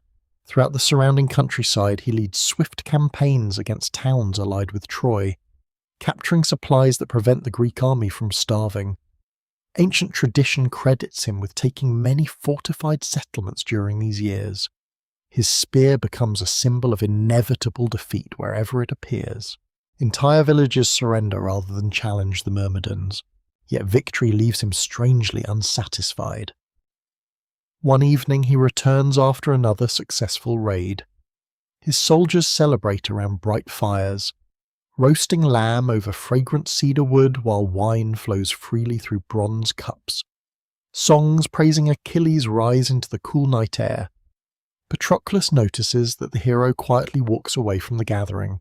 He finds him sitting alone beside the sea. Moonlight strays across, gentle. The smell of salt mixes with damp sand and drifting smoke. "You should be celebrating," Patroclus says softly. Achilles smiles, though only for a moment. "We have won another village, but not Troy." Patroclus sits beside him. For a while neither speaks. Finally Achilles says, "Each victory feels smaller than the one before." Patroclus studies the horizon before answering, perhaps because you're measuring them against something no battle can satisfy. The words linger between them long after Thelmaris. Confession and Across the camp, Odysseus faces different challenges. The alliance of Greek kings grows increasingly fragile. Long campaigns wear away patience even among honourable men. Disagreements over captured wealth become more frequent. Smaller rulers complain that Agamemnon favours certain allies above others. Supply shortages create resentment. Homesickness quietly spreads through the army. Odysseus spends countless evenings preventing arguments from becoming permanent divisions. He visits different other camps rather than remaining within his own. One night he shares simple bread and olives with archers from Crete. The next evening he listens to weary sailors repairing damaged hulls beneath torchlight. He remembers names.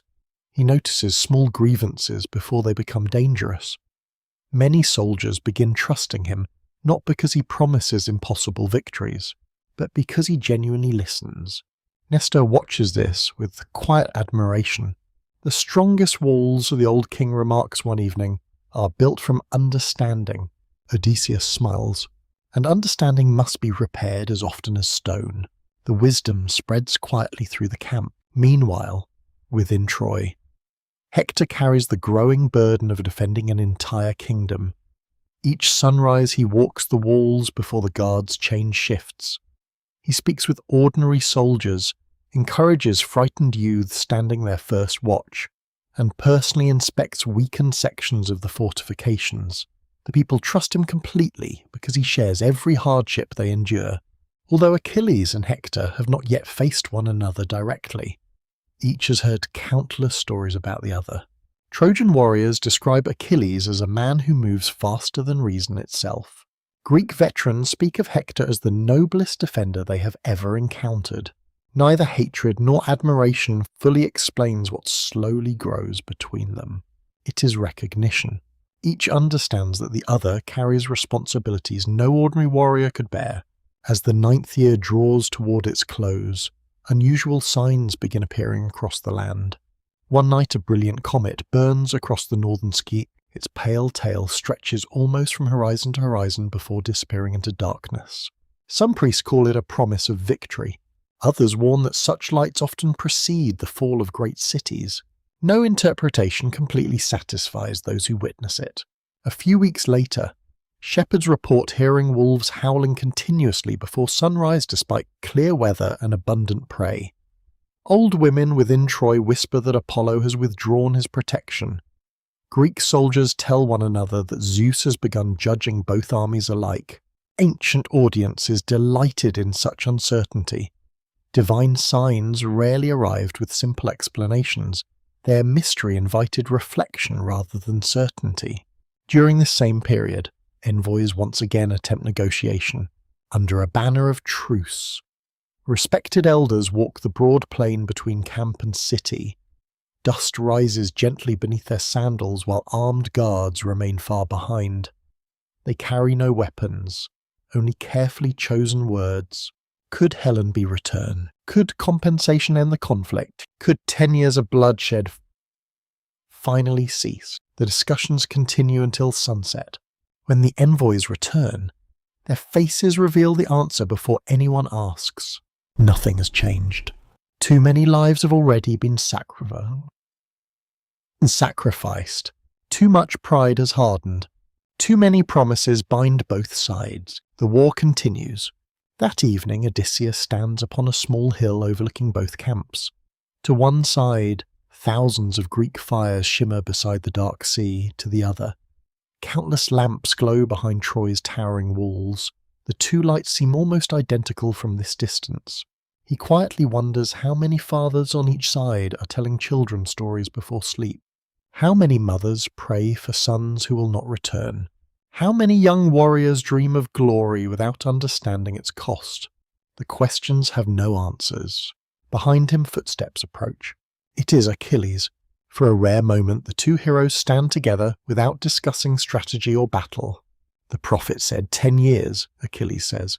Odysseus nods. The 10th year is nearly here. Achilles watches Troy in silence. Do you ever wonder whether prophecies become true because we believe them? Odysseus thinks for a long moment. Perhaps. And if no one believed? The gods. Odysseus replies quietly. Let's simply choose another road. Neither man speaks again. Above them the stars shine with calm indifference. The serpent's prophecy at Aulis has never been forgotten. 9 years have nearly passed.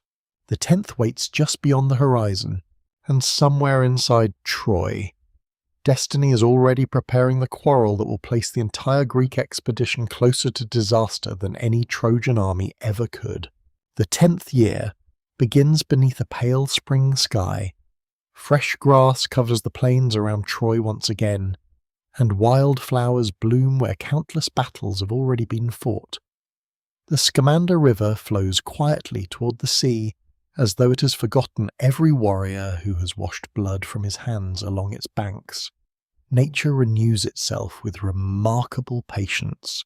Human hearts, however, often carry old wounds far longer than the changing seasons. The Greek army remains powerful, yet fatigue has settled deeply into the camp. 10 years of victory without conclusion have slowly worn away certainty. Armour bears countless scratches. Spears have been repaired more than once. Many soldiers now speak of home more often than glory. At night, around the cooking fires, conversations drift toward vineyards left untended.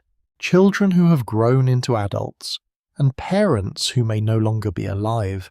The war has become something larger than anyone expected. It has begun consuming memory itself.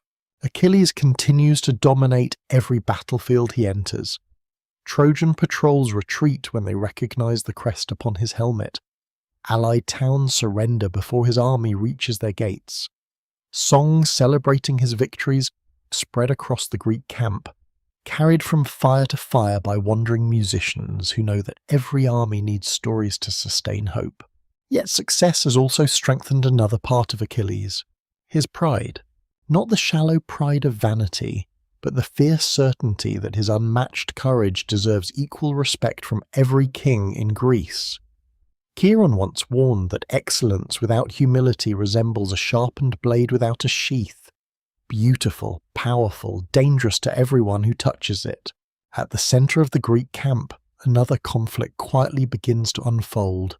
During a recent raid, Agamemnon claimed a young woman named Criteis as part of his share of the spoils, unknown to many soldiers.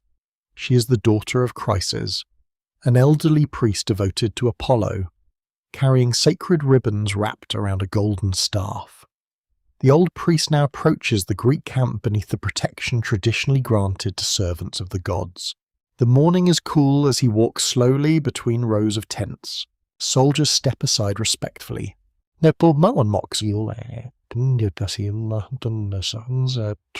Old man. The Greeks understand that insulting a priest risks offending the deity he serves. When Chryses reaches Agamemnon's pavilion, he bows with quiet dignity. I ask only for my daughter. He offers rich gifts of gold, silver, and finely woven cloth. Around him, many Greek leaders murmur in agreement. Accepting the ransom seems both honourable and practical, but Agamemnon refuses. His face hardens. I will not give her back, the old priest asks once more. Again the answer is no. Finally Agamemnon orders him to leave the camp and never return. The silence that follows feels heavier than shouted anger. Chryses gathers the sacred ribbons in trembling hands. Without another word he turns toward the sea. No one notices the tears running quietly across his weathered face. When he reaches the empty shoreline, he raises both hands toward the horizon. His prayer is simple. Apollo, hear me! The Greeks believed that sincere prayers spoken by those close to the gods carried extraordinary power. Chryses does not ask for conquest. He does not seek revenge born from hatred. He asks only that injustice be answered. That night, strange unease spreads through the camp. Dogs begin barking toward the darkness without visible cause. Owls cry repeatedly before midnight. Several soldiers dream of arrows falling solar from a cloudless sky. Dreams had accompanied every turning point of the war, and once again they arrive before disaster reveals itself. At dawn, the first man becomes ill. By evening, several more collapse with burning fever. Within days, funeral pyres begin rising across the shoreline. Smoke darkens the morning sky. The smell of cedar wood mixes with the bitter scent of burning linen and herbs placed beside the dead. No sword has struck these warriors. No Trojan spear has reached them. An invisible enemy now moves through the camp. Ancient poets describe Apollo descending from Olympus, carrying a silver bow whose unseen arrows bring plague among the Greeks. Modern readers may recognize echoes of epidemic disease spreading through crowded armies, while ancient audiences understood the suffering as both physical and spiritual. Either interpretation preserves the same lesson. Pride can wound an army more deeply than any external foe.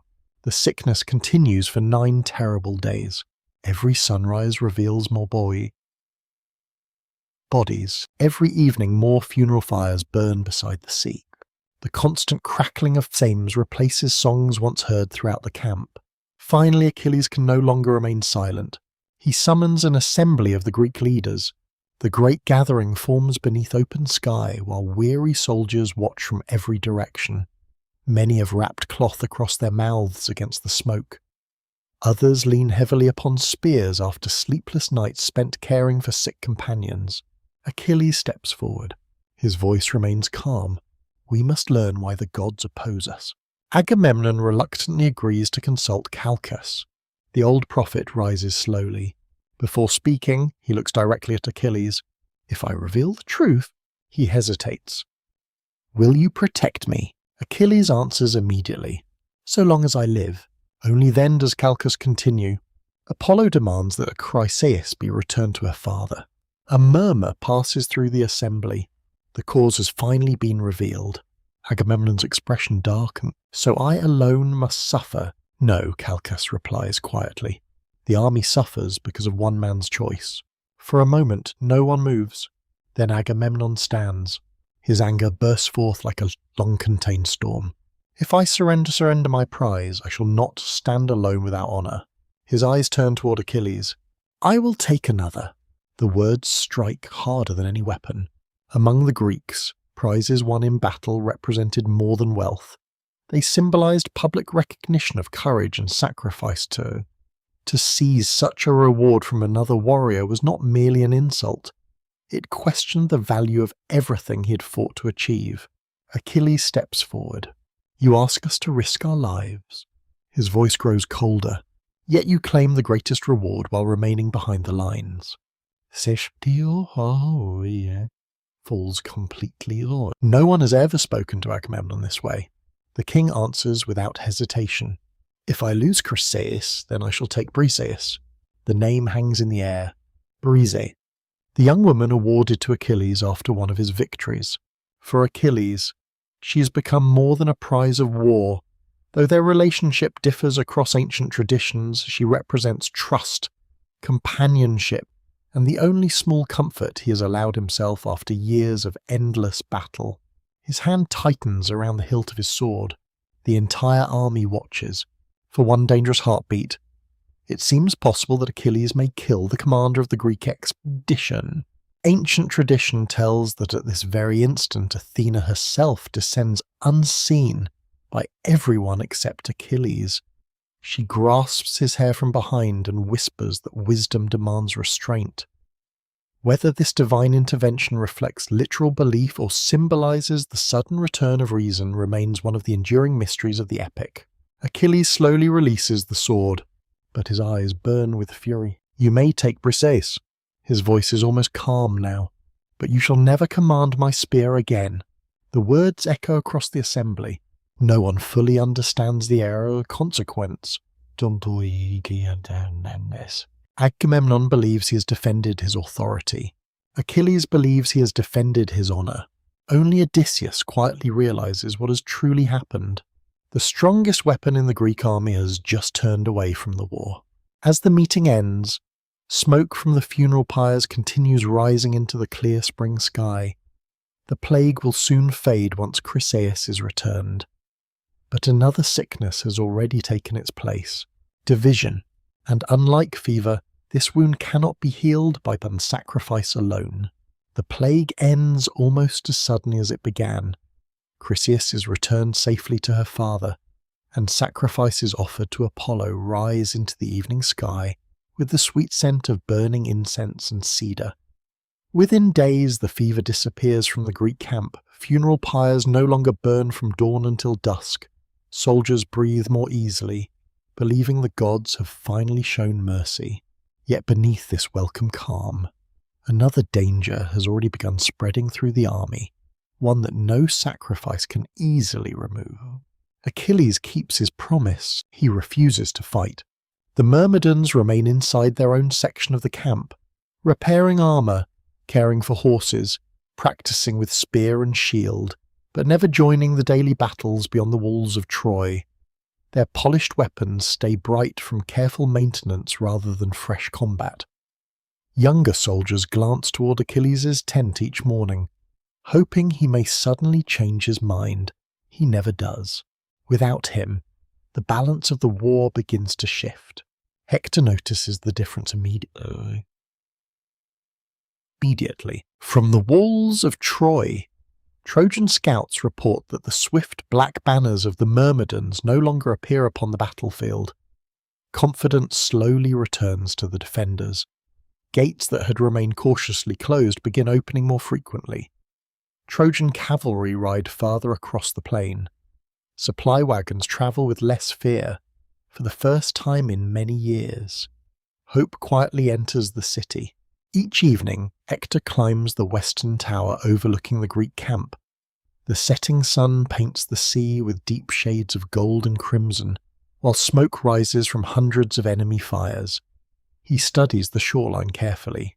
Where is Achilles? No one can answer with certainty. Rumours spread through both armies.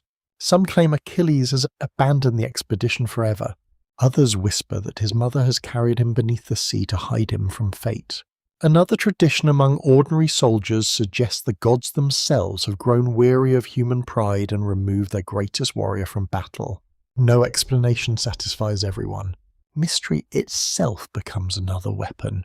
Meanwhile, the Greeks suffer increasingly painful defeats. Without Achilles leading decisive attacks, Hector presses forward with growing confidence. Trojan warriors gradually force the Greeks back toward their ships. Day after day, the sound of bronze striking bronze echoes across the plain from sunrise until evening. Dust hangs constantly in the warm air, the smell of sweat, leather, blood, and trampled grass drifts across the battlefield while wounded men return to camp in ever greater numbers. Odysseus fights bravely wherever needed, but he understands the deeper problem. No single warrior can truly replace Achilles. More importantly, morale has begun to collapse.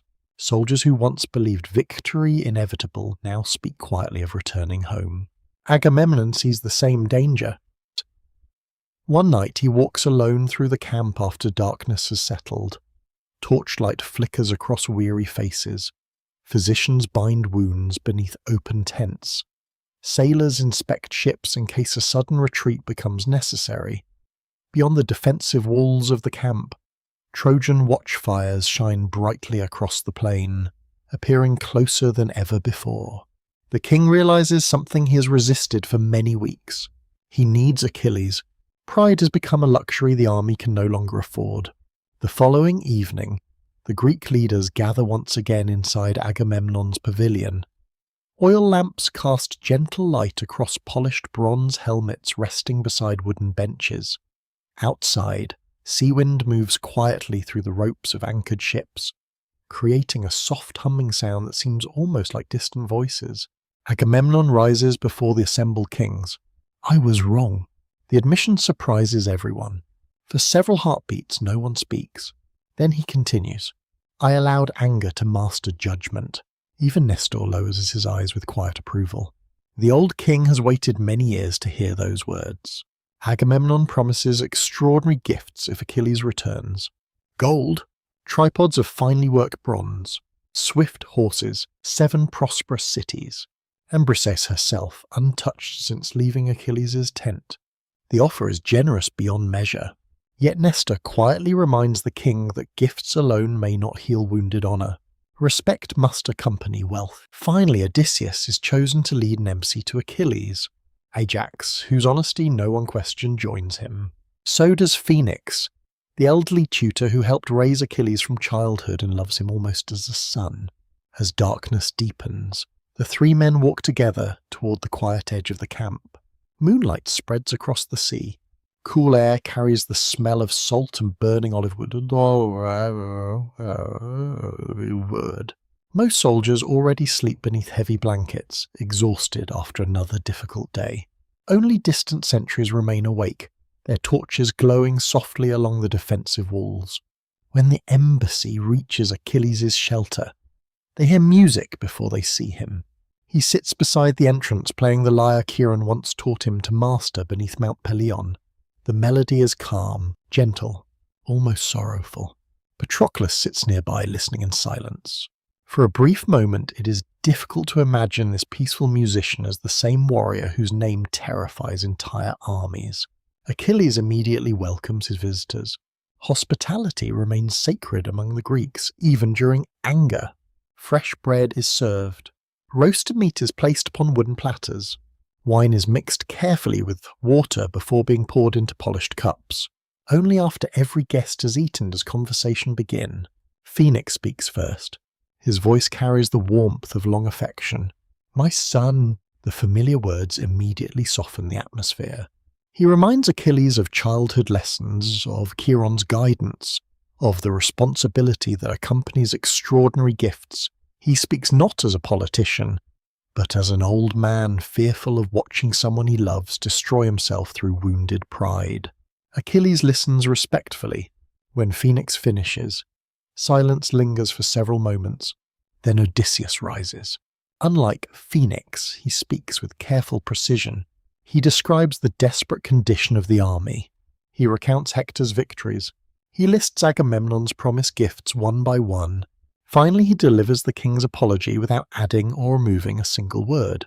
The night remains perfectly still. Only waves striking the distant shore interrupt the silence. Achilles sets down the lyre. "I do not question your honesty." He looks directly at Odysseus. "But tell me," his voice grows quieter, "what has honour become if it can be taken away today and purchased back tomorrow?" No one answers immediately. The question reaches beyond the quarrel itself. It touches the very meaning of justice. Achilles continues, "We fight, we bleed, we bury friends, and in the end," he pauses, "the brave and the coward die alike." The fire between them crackles softly. Sparks drift upward into the darkness. Many scholars believe this speech reveals one of the earliest and most profound moments of philosophical reflection in Greek literature.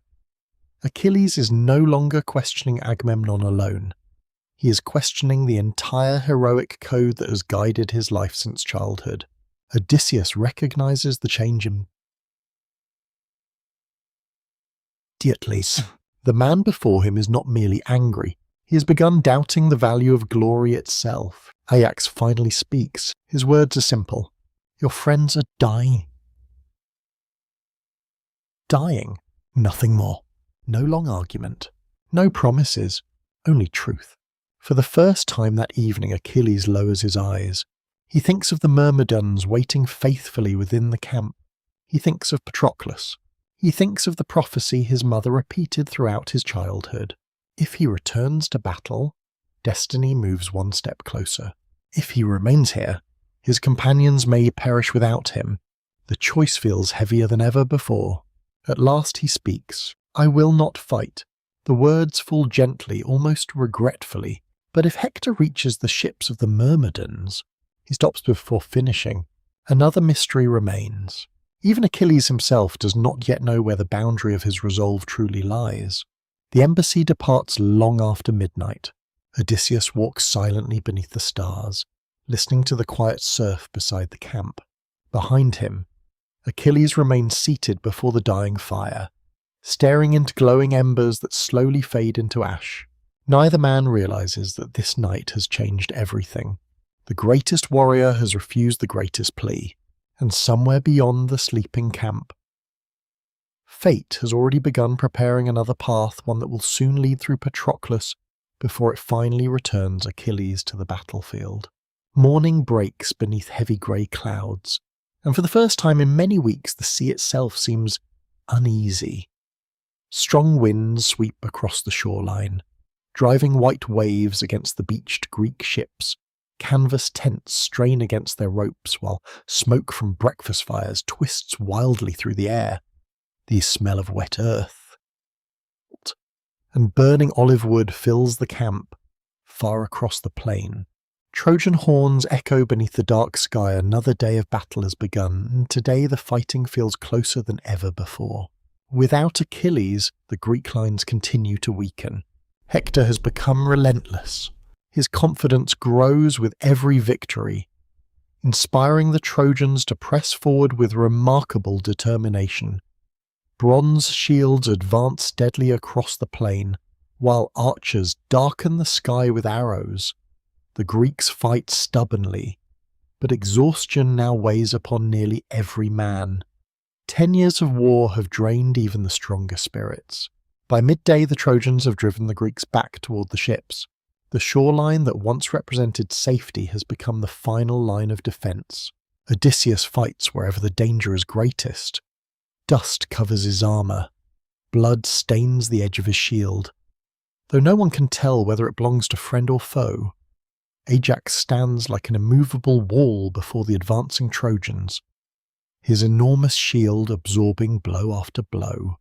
Nestor rides constantly between commanders, encouraging frightened soldiers who struggle to hold their ground. Still the Trojans advance. Inside his shelter, Achilles hears the distant roar of battle. He recognizes every sound: the clash of bronze, the cries of wounded horses, the deep blast of war horns. Years of experience have taught him to read a battle without seeing it. Today the sounds tell him only one thing: the Greeks are losing. Patroclus stands quietly beside the entrance of the tent, watching smoke rise above the camp.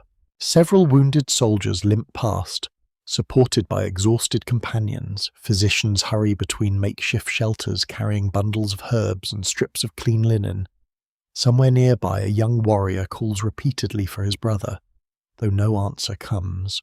Patroclus can bear the sight no longer. He turns toward Achilles. "They need you." Achilles remains seated. His hands rest upon his knees. "I gave my answer. They are dying. So they chose." Patroclus studies his friend's face. He recognizes not cruelty but pain. Achilles is fighting another battle entirely, one hidden inside himself. For 10 years he has believed honor defined a hero. Now that belief is shattered, yet nothing has replaced it. He stands between two worlds, unable to return to the old one and uncertain how to enter the new. Outside, the battle draws even nearer.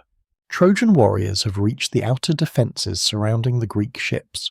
Flames suddenly leap into the sky. One of the vessels has caught fire. A runner bursts into Achilles' shelter, breathing heavily. Hector has reached the ships. For a long moment no one moves. Then the messenger departs as quickly as he arrived. Patroclus looks toward the smoke rising beyond the tents. He already knows what he must ask. "My friend," his voice remains calm, "let me wear your armour." Achilles slowly raises his eyes. "If the Trojans see your armour, they will believe I've returned." Patroclus nods. They may retreat long enough for the Greeks to recover. The idea hangs quietly between them. It is bold, desperate, perhaps necessary. Achilles rises and walks toward the entrance of the shelter. The sea wind strikes his face. In the distance he sees flames climbing above one of the ships, their orange light visible even beneath the dark afternoon clouds. His heart struggles against itself. If he refuses, the Greek fleet may burn. If he agrees, events may move beyond anyone's control. Then another memory returns. Years earlier, beneath the trees of Mount Pelion, Chiron had spoken gently after a difficult lesson. "There are moments," the old centaur had said, "when even the wisest choice carries sorrow." Achilles closes his eyes briefly. When he opens them again, his decision has been made. "You may take the armour." Patroclus says nothing. He understands the trust contained within those simple words. The armour itself seems almost alive. Bronze polished until it reflects light like flowing water. A magnificent helmet crowned with horsehair that dances in the wind. Greaves shaped perfectly for swift movement. the great shield whose surface still bears marks from countless victories. Young Myrmidons gather silently while Patroclus prepares himself. One by one they fasten the armour. Leather straps are tightened. Bronze clasps click into place. The helmet settles upon his head. For a brief moment, even those standing only a few steps away hesitate. From a distance he truly resembles Achilles. The illusion is astonishing. Before Patroclus leaves, Achilles places one hand upon his shoulder. His voice becomes firmer than at any moment since the quarrel with Agamemnon. Drive them away from the ships. Patroclus nods, but listen carefully. The wind whistles softly around the shelter. Do not pursue them to the walls of Troy. Patroclus remains silent. Save the fleet. Nothing more. The warning could not be clearer. Many ancient listeners believe this moment echoed countless earlier prophecies throughout Greek myth. Fate rarely demanded reckless ambition. More often, disaster came when human beings crossed the invisible boundary between necessary success and excessive desire. Patroclus steps outside. The Myrmidons immediately form around him. 5,000 disciplined warriors lower their spears together. The sound resembles a forest bending before a powerful wind. Then they charge. Across the battlefield, panic spreads among the Trojans. Achilles, the name races from soldier to soldier. Many believe the greatest Greek warrior has finally returned. Their advance falters. Some begin retreating. Others hesitate just long enough for the exhausted Greeks to regroup. Ajax pushes forward once more. Odysseus rallies nearby companies. The line that seemed moments from collapse suddenly steadies. Patroclus fights magnificently. Years spent training beside Achilles have shaped him into a formidable warrior in his own right. He does not possess his friend's overwhelming speed, yet he combines courage with remarkable compassion. Again and again he protects wounded Greeks before striking at advancing Trojans. Soldiers who moments earlier expected death now find hope returning. The burning ships are saved. The immediate danger has passed. Far behind the battle, Achilles watches from beside his shelter. For the first time in many weeks, relief touches his face. Then he notices something. The Trojans are retreating. Patroclus is following. The distance between them grows steadily larger. Achilles takes one step forward. Another. His expression changes instantly. No, the word barely leaves his lips. Patroclus continues advancing across the plain. Victory has become pursuit. The warning has already begun slipping behind him. Some later traditions suggest Apollo himself clouded Patroclus's judgment. Others argue that success simply awakened the same desire for glory that had tempted so many heroes before him. Historians continue debating whether fate or human nature drives the tragedy. Perhaps the oldest storytellers intended both to work together. The walls of Troy grow nearer. The city towers above the battlefield. From the battlements, defenders watch with rising alarm as the warrior they believe to be Achilles approaches. Only the gods know that beneath the shining bronze stands another man entirely, and hidden somewhere beyond the smoke and dust, Hector is already turning back toward the battle. The meeting both destiny and prophecy have quietly prepared for years is now only moments away. The afternoon sky darkens as Patroclus drives the Trojans back across the plain. Wind carries clouds of dust so thick that the distant walls of Troy appear to rise and disappear like islands within a restless sea. Around you, exhausted Greek soldiers cheer with renewed hope for the first time in many months. The enemy is retreating, spears are lifted high, shields strike together in celebration. Many believe the long tide of war has finally begun to turn. Patroclus hears their voices. He feels their hope. Every step forward seems to confirm that Achilles' decision has saved the army. Yet somewhere beneath the excitement, another voice grows steadily quieter. The warning. Do not pursue them to the walls. At first, he tells himself he is merely ensuring the retreat continues. Then he convinces himself that one final push may end the battle entirely. Each explanation seems reasonable while it is spoken. Only later does anyone recognize the invisible line that has already been crossed. The Greeks often explored this danger through the idea of hubris, not simple arrogance, but the subtle moment when success persuades a person that ordinary limits no longer apply. It rarely begins with evil intentions. More often it begins with confidence that slowly forgets caution. The Trojans race toward their gates. Dust rises beneath hundreds of running feet. Children watching from the walls begin shouting excitedly as familiar faces return. Priests hurry through temple courtyards carrying sacred vessels toward Apollo's altar. Mothers gather frightened families inside stone houses while the great bronze gates prepare to close. Hector turns his chariot sharply. He has been directing the retreat, believing Achilles himself has returned. Now something troubles him. The warrior wearing Achilles' armour moves differently. His stride remains powerful, yet not quite as swift. His spear strikes with remarkable skill, but lacks the terrifying certainty Hector has imagined for years. A small doubt enters his mind. Could this truly be Achilles? High above the battlefield, another presence watches. Apollo. Golden light briefly breaks through the clouds surrounding his temple upon the heights of Troy. Ancient poets describe the god moving unseen among the confusion, protecting the city whose people have long honoured him with sacrifices and songs. Whether listeners understood this literally or symbolically, Apollo represented forces beyond human control, reminding every audience that even the greatest heroes never fought alone. Patroclus reaches the outer approaches to Troy. The towering walls now fill his vision. Stone blocks rise impossibly high above the plain. Bronze-covered gates gleam beneath fading sunlight. For one astonishing moment he imagines that perhaps the impossible truly can happen.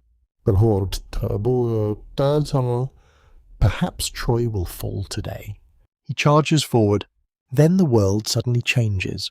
Ancient tradition tells that Apollo himself strikes Patroclus from behind. No mortal sees the blow. No weapon becomes visible. One instant the armour feels perfectly balanced. The next it becomes strangely heavy. His vision blurs. The magnificent helmet slips from his head and crashes against the ground. The horsehair crest rolls through dust before coming to rest beneath countless running feet. Many ancient audiences found profound meaning in this image. The helmet that had symbolized invincible Achilles now lies abandoned upon the earth, reminding listeners that borrowed greatness can never fully become one's own. Before Patroclus can recover, another Trojan warrior named Euphorbus thrusts his spear forward.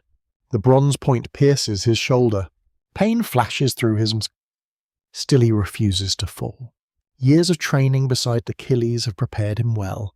He turns and drives Euphorbus backward. The young Trojan retreats wounded. But the battle has already shifted. Hector sees everything. Now he understands. This is not Achilles. It is Patroclus. The realization comes too late for mercy.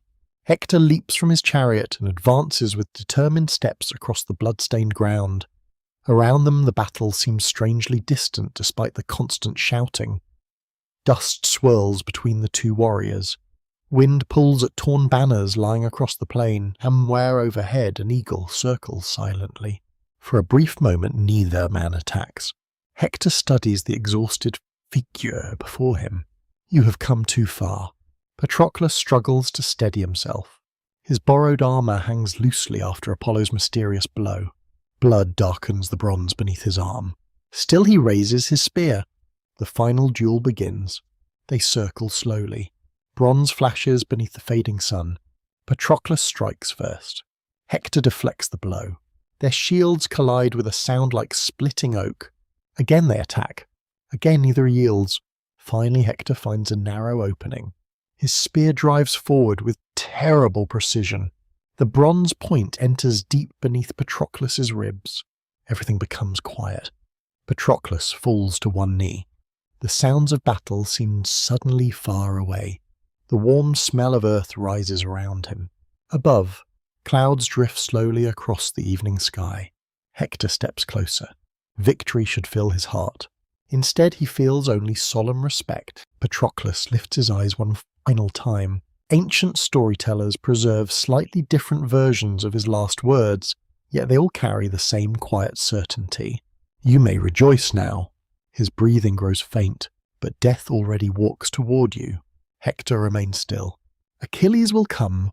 The prophecy hangs between them. No curse, no anger, only certainty. Moments later, Patroclus breathes his last. The plain falls strangely silent around his body, as though even the wind pauses to honour the passing of a noble man. Back at the Greek camp, Achilles still watches the distant fighting. At first he cannot understand why the Myrmidons have stopped advancing. Then he notices something carried upon the wind. A cry, not of triumph, of grief. Soon another messenger comes running across the plain. His face reveals the truth before words ever leave his mouth. Patroclus. The name alone is enough. Achilles does not ask another question. He already knows. The messenger kneels, struggling to breathe. Hector, he cannot continue. The silence finishes the sentence. For several long moments, Achilles neither moves nor speaks. His hands slowly tighten until his fingernails cut into his palms. The sea behind him continues its endless rhythm. Waves rise. Waves fall. Nothing within nature changes. Yet inside one human heart, an entire world has just collapsed. Then the cry comes. Ancient poets describe it as so powerful that both Greeks and Trojans stop fighting to listen. It is not the shout of a warrior seeking victory, it is the sound of unbearable grief. Far beneath the sea, Thetis hears her son's voice. She rises immediately with the sea nymphs surrounding her. A mother always recognizes the cry she has feared since the day prophecy first entered her life. She reaches the shore as darkness settles. Achilles kneels beside the water, unable to lift his eyes. Thetis touches his hair gently. I know. Only 2 words, nothing more is needed. Achilles finally speaks. I sent him. The guilt weighs even heavier than sorrow. Had he returned to battle himself? Had he never surrendered the armour? Had he spoken more firmly? Questions gather endlessly inside his mind. None can change what has happened. Thetis looks toward the stars slowly appearing above the dark sea. She remembers a prophet he once bore. If Achilles seeks vengeance, his own death will soon follow. She knows it. He knows it. Neither speaks the truth aloud. Instead, she quietly promises something else. I will ask Hephaestus to forge new armour. Achilles lifts his head. The borrowed armour now belongs to Hector. To face him again, another gift from the gods will be record. The sea breeze grows cooler. Night settles across the silent camp. Patroclus is gone. Achilles' grief has become something far deeper than anger. And before another sunrise arrives, the greatest warrior in Greece will choose the path his mother hoped all her life he would never take. Night settles gently over the Greek camp. Yet almost no one sleeps. The sea continues its endless rhythm against the shore. But tonight its familiar sound cannot quiet grieving hearts. Torches burn low outside the shelters of the Myrmidons, casting long shadows across silent faces. No songs rise from the campfires, no laughter carries upon the cool wind. Only the distant crackle of burning wood and the quiet murmur of waves remain.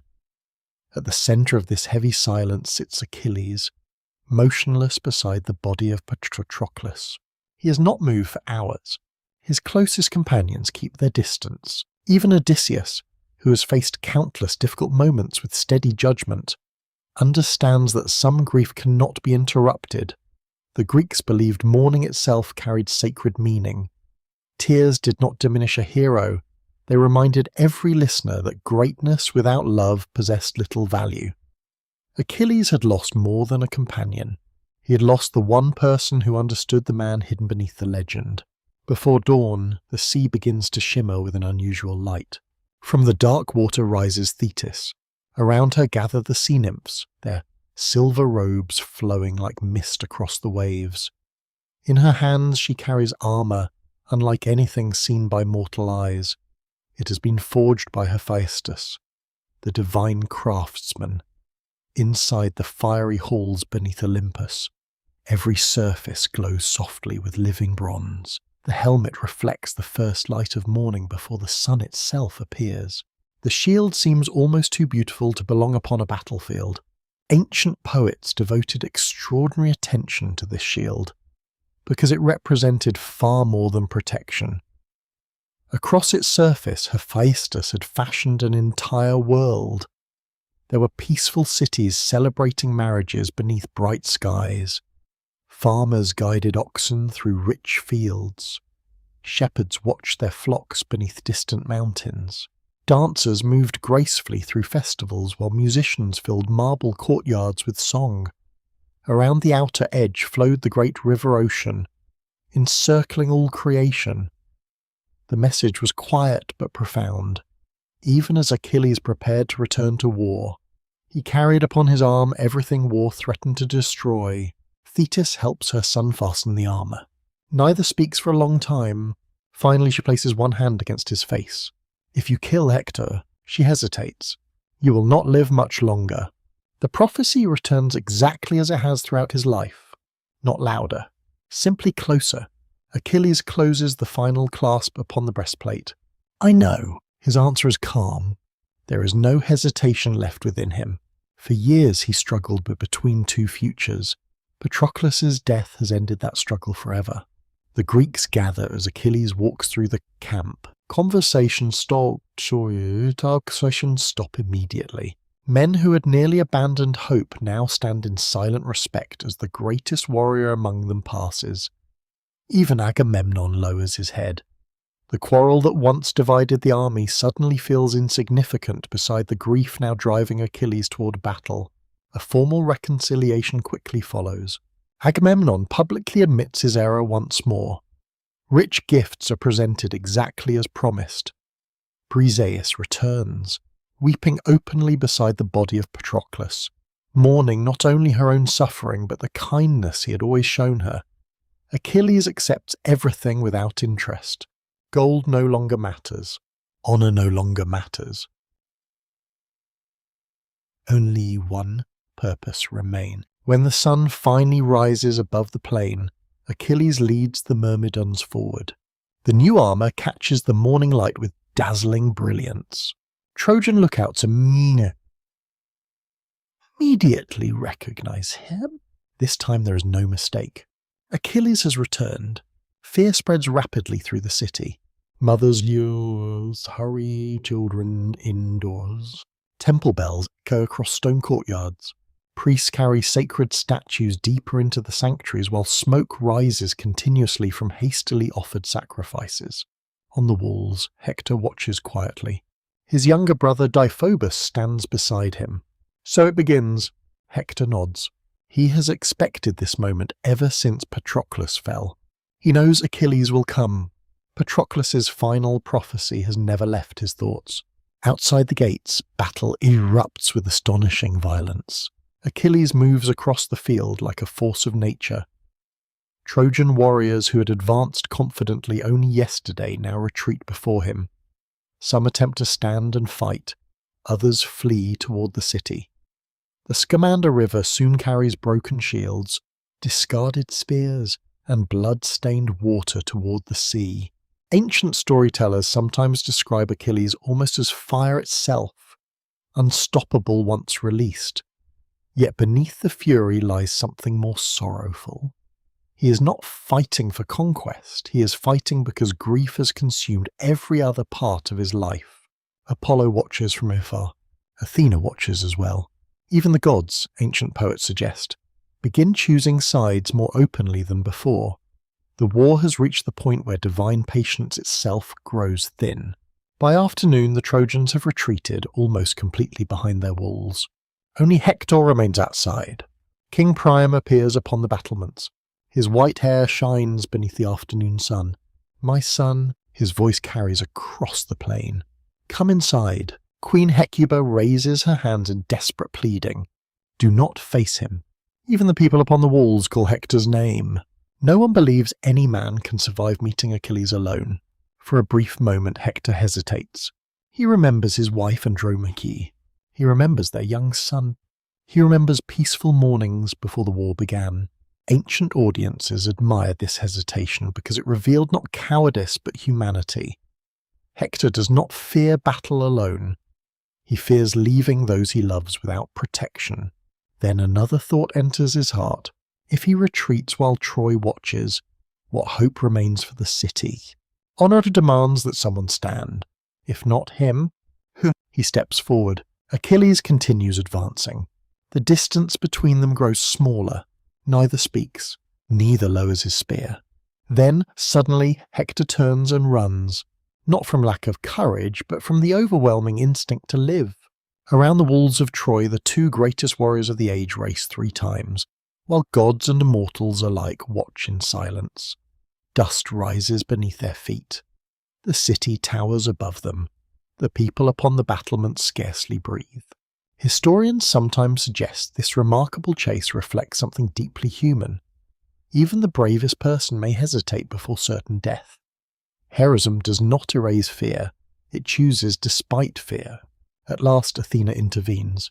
Disguised as Hector's brother Deiphobus, she appears beside him. "I will fight with you." Believing help has arrived, Hector stops running. He turns. Achilles approaches steadily. Now there will be no escape. Hector raises his spear first. It flies straight and true. The bronze point strikes Achilles' shield but fails to penetrate Hephaestus' divine craftsmanship. Hector reaches for another spear. None is there. He turns toward Deiphobus.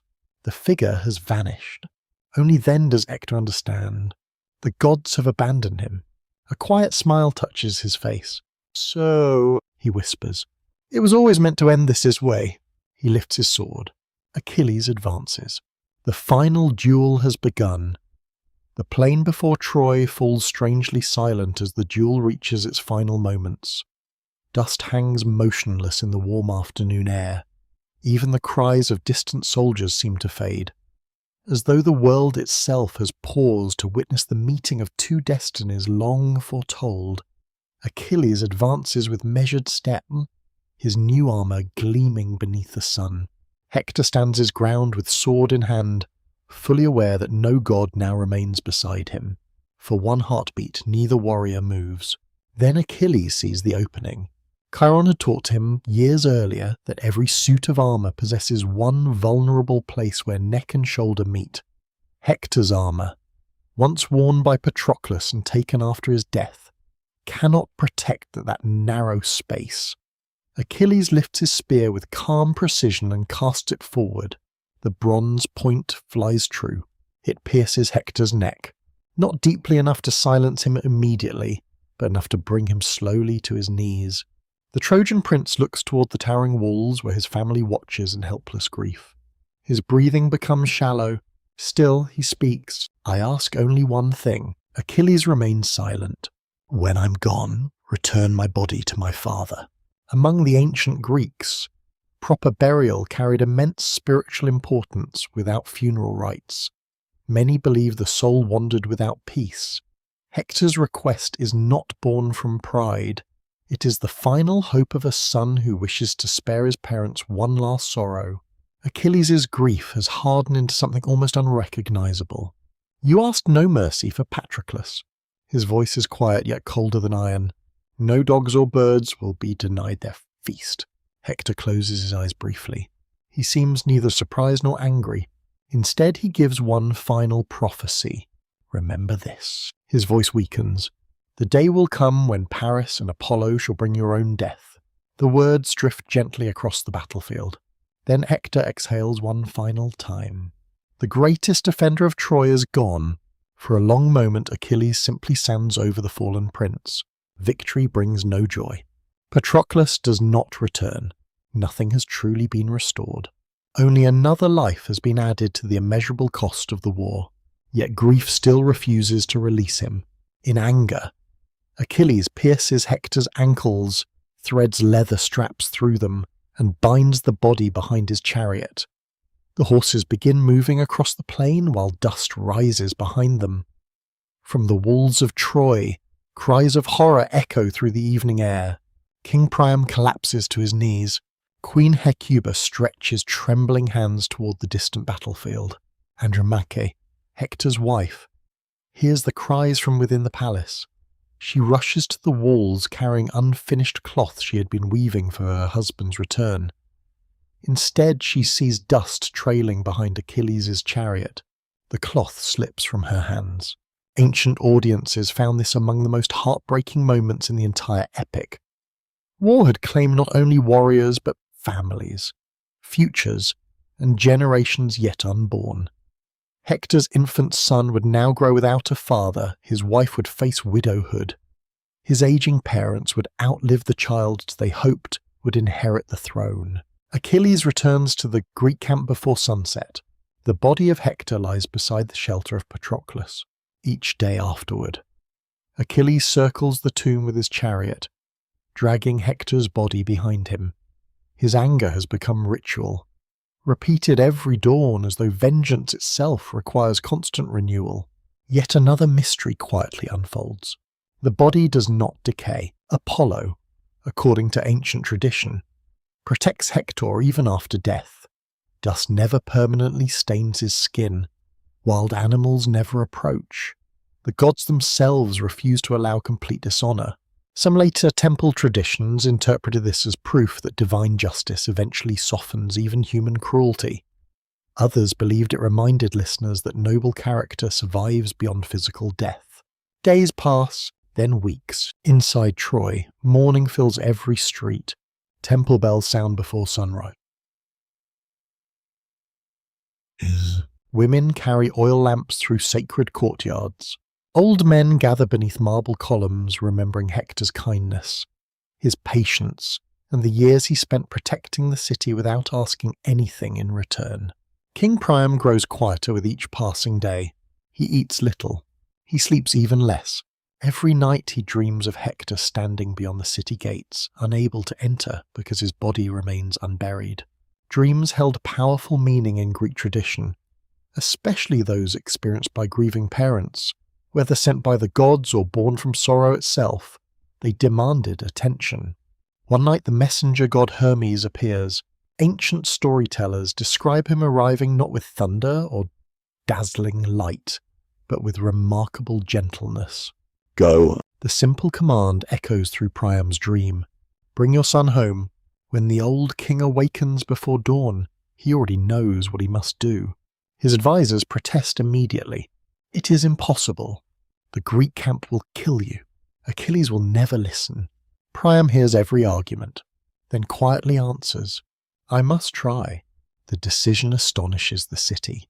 An old man, long past the age of battle, prepares to walk alone into the camp of the enemy responsible for his greatest sorrow. Magnificent gifts, golden cups, finely woven robes, beautiful tripods, rare jewels preserved within the royal treasury for generations, not because Hector can be purchased, but because respect demands generosity even between enemies. As evening falls, Priam climbs into a simple wagon accompanied only by a trusted herald. Hermes, still hidden from mortal eyes, guides them safely through the darkness. The Greek sentries strangely fail to notice. Dogs do not bark. Torchlight seems to turn away at the perfect moment. The old king passes quietly between sleeping soldiers until at last he reaches Achilles' shelter. Inside, the great warrior sits alone. The fire is nearly burned down to glowing embers. Its soft light flickers across Hephaestus' magnificent armor resting against the wall. Achilles looks up as the entrance opens. For an instant he reaches instinctively toward his sword. Then he sees not a warrior, but an old father. Priam walks slowly across the room. Without hesitation he kneels. Then he does something no king has ever done before. He takes Achilles' hands, the same hands that killed Hector, the same hands still scarred from years of battle. Ancient audiences never forgot this moment. Not because of its grandeur, but because of its extraordinary humility. Priam raises those hands to his lips, then quietly seeks, remember your own father. Nothing more. No accusation, no curse, only one simple request. Achilles freezes. Suddenly he no longer sees the king of Troy. He sees Peleus, old, waiting, perhaps never to embrace his own son again. All the grief buried beneath anger finally breaks free. Achilles begins to weep. Priam weeps with him. For a long time neither man speaks. The only sound inside the shelter is the quiet crackling of the dying fire and the distant rhythm of waves reaching the shore. In that silent room, the greatest warrior of Greece and the grieving king of Troy cease being enemies. For one sacred night, they become simply two fathers' sons, bound together by the same fragile truth that every human life, no matter how glorious, must one day surrender to time. Dawn arrives softly over the Greek camp. Yet something remarkable has changed. The cries of mourning that echoed through the shoreline only days before have faded into an unfamiliar stillness. A gentle sea breeze carries the scent of salt, pine, and cooling ashes across the quiet beach. The funeral rites for Hector have begun inside Troy under the sacred truce granted by Achilles for 12 days. Neither army lifts a spear, neither side seeks victory. Even the gods seem content to let grief take its rightful place before history continues its relentless march. Achilles watches the horizon each morning. His anger has changed. The meeting with Priam did not erase his sorrow, but it reminded him that suffering belongs to every family, not only his own. Patroclus remains gone forever. Hector has been returned to his people. Vengeance, once achieved, has revealed itself to be strangely empty. Among the Greeks, life slowly settles into routine once again. Armor is repaired. Ships are inspected. Wounded soldiers begin walking without assistance. Yet beneath these ordinary tasks, every commander understands an uncomfortable truth. Even after 10 long years, Troy still stands. Its mighty walls remain unbroken. Its towers still overlook the plain. Its gates still close securely each night. Every assault Every siege has reached the same conclusion. Time alone will not defeat the city. One evening, the leading commanders gather inside Agamemnon's pavilion. Oil lamps illuminate weathered faces marked by a decade of hardship. Nestor speaks little now. Age has begun claiming even his powerful voice. Ajax sits quietly, polishing the edge of his sword. Menelaus stares toward the entrance, where the sea wind gently moves the heavy curtains. At the centre of the gathering sits Odysseus. Throughout the war, he has solved countless problems. He exposed deception, negotiated alliances, organised supplies, led dangerous missions behind enemy lines. Yet no strategy has ever answered the greatest question. How do you conquer walls that refuse to fall? Silence lingers for several moments. Then Odysseus begins speaking. Perhaps we have misunderstood the city. The others look toward him. We have treated Troy as something to destroy. He pauses thoughtfully. What if it must first be persuaded? The words seem almost impossible. Cities are not persuaded. They are captured. At least, that has always been the belief. Odysseus continues. No wall opens because it is struck. It opens because someone chooses to open it. The idea settles quietly over the gathering. For years, they have relied upon strength. Now wisdom asks them to consider patience instead. Some later philosophers admired this moment because it reflected one of the oldest lessons in Greek thought. Intelligence often succeeds where force reaches its natural limit. The strongest hand eventually grows tired. The clever mind may continue searching indefinitely. Over the following days, Odysseus withdraws from public discussion. He walks alone beside the shoreline each evening, studying waves washing against weathered driftwood.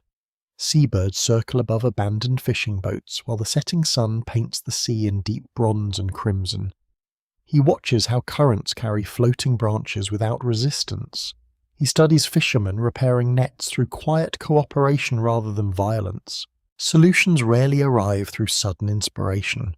More often they emerge slowly, shaped by one night. Beneath a sky crowded with stars, an idea finally takes form. Not another battering ram, not another assault, a gift. The simplicity almost startles him. The Greeks know the Trojans deeply respect sacred offerings made to the gods. Victorious armies often dedicated symbols of thanksgiving before sailing home. Such traditions were widely understood throughout the ancient world. What if the final weapon appeared not as a weapon at all? The following morning, Odysseus summons Epeius, the finest craftsman among the Greeks. Together they study massive cedar trees growing inland. Odysseus speaks quietly. "We must build something no one expects." Epeius smiles uncertainly. "What? A horse?" The answer seems almost absurd. Yet the more Odysseus explains, the more the impossible begins sounding achievable. The horse holds powerful meaning for Troy. It is associated with nobility, strength, and, according to some traditions, with sacred offerings honouring Athena. A magnificent wooden horse, left behind by a departing Greek army, might appear as the perfect symbol of surrender. Construction begins in strict secrecy. Selected workers labour behind carefully guarded screens. Axes echo through nearby forests. Huge cedar trunks are shaped into curved beams. Wooden ribs slowly rise toward the sky, forming the body of an enormous horse unlike anything ever attempted. Every craftsman swears an oath of silence. Even many Greek soldiers do not know what is being built. Rumours spread through the camp. Some believe it will become a siege tower. Others whisper it is meant for a great religious ceremony before returning home. Odysseus encourages every misunderstanding. The less people know, the stronger deception becomes. Meanwhile, inside Troy, hope quietly blossoms. Funeral rites for Hector conclude with solemn dignity. Priam thanks the gods for allowing his son proper burial. Andromache stands silently beside the tomb, holding young Astyanax close while remembering a future that will never arrive. The city mourns deeply. Life slowly resumes. Markets reopen. Children cautiously return to narrow streets. Musicians once again play in temple courtyards during evening festivals. After 10 exhausting years, many Trojans begin wondering whether the Greeks themselves have finally grown weary. Ancient myths often remind listeners that hope can become as dangerous as despair. When suffering lasts too long, even wise people become eager to believe comforting possibilities. Weeks later, the great horse finally stands completed. Its polished cedar gleams warmly beneath the afternoon sun. Massive enough to tower above ordinary buildings, it appears both majestic and strangely peaceful. Hidden within its hollow body lies a carefully constructed chamber capable of concealing chosen warriors. Odysseus personally selects those who will enter. Men of discipline, men capable of remaining perfectly silent for many hours. Among them are Menelaus, Diomedes, Neoptolemus, the son of Achilles, and several others whose courage has already been proven countless times. Each understands the risk. If discovered, none will survive. Before nightfall, Odysseus walks slowly around the finished horse. He places one hand upon its smooth wooden surface. Years of warfare, thousands of deaths, countless acts of bravery. And now everything depends upon quiet patience inside a hollow statue. History often moves in unexpected ways. The greatest battle of the Trojan War may soon be decided not by the strongest sword, but by the simplest idea. As darkness falls, Greek soldiers begin dismantling portions of their camp. Fires are extinguished. Tents disappear. Ships quietly prepare to leave the shore before dawn. From the walls of Troy, watchmen observe every movement with growing amazement. Can it truly be over? Has the greatest army Greece ever assembled finally abandoned the siege? The sea breeze carries the scent of departure across the plain. Inside the giant wooden horse, selected warriors climb silently into the hidden chamber. The entrance closes behind them. Darkness surrounds them completely. Outside, Odysseus takes one final look toward the towering walls of Troy. He knows the next 24 hours will determine not only the fate of the city, but the ending of a war that has shaped an entire generation, somewhere beyond those distant walls. No Trojan yet realizes that the final chapter has already begun, not with a charging army, but with a single idea patiently waiting for one gate to open before sunrise. A thin veil of mist settles across the shoreline. The familiar Greek camp, once alive with thousands of voices, appears strangely abandoned. Empty cooking fires release faint trails of smoke into the cool morning air. Torn ropes sway gently where tents once stood. Wagon tracks disappear toward the sea. Only the enormous wooden horse remains upon the plain, standing silently before the walls of Troy like an offering left behind by a defeated enemy. From the highest towers, Trojan sentries stare in disbelief. The Greek fleet has vanished beyond the horizon. For several long moments no one speaks. Then one watchman laughs. Another points excitedly toward the empty beach. Soon bells ring throughout the city. Messengers hurry through narrow streets announcing news almost too wonderful to believe. The Greeks have gone. Doors swing open. Children race into the streets. Old men embrace one another. Women carry fresh flowers toward the temples where priests immediately prepare sacrifices of thanksgiving. For the first time in 10 long years, the weight of constant fear begins lifting from the city. King Priam orders the gates opened. The great bronze hinges groan after years of cautious use. Fresh morning air pours through the entrance as crowds cautiously step onto the plain where countless battles have been fought. They walk across ground still marked by broken spear shafts and weathered fragments of bronze armour. Yet today those reminders seem strangely distant. Victory, they believe, has finally arrived. Among the first to approach the wooden horse are curious craftsmen. They run careful hands across its polished cedar surface. Its size astonishes everyone. Every carved detail reflects extraordinary skill. Strong legs support the immense body. The flowing mane appears almost alive beneath the morning light. Someone whispers that only divine inspiration could have guided such workmanship.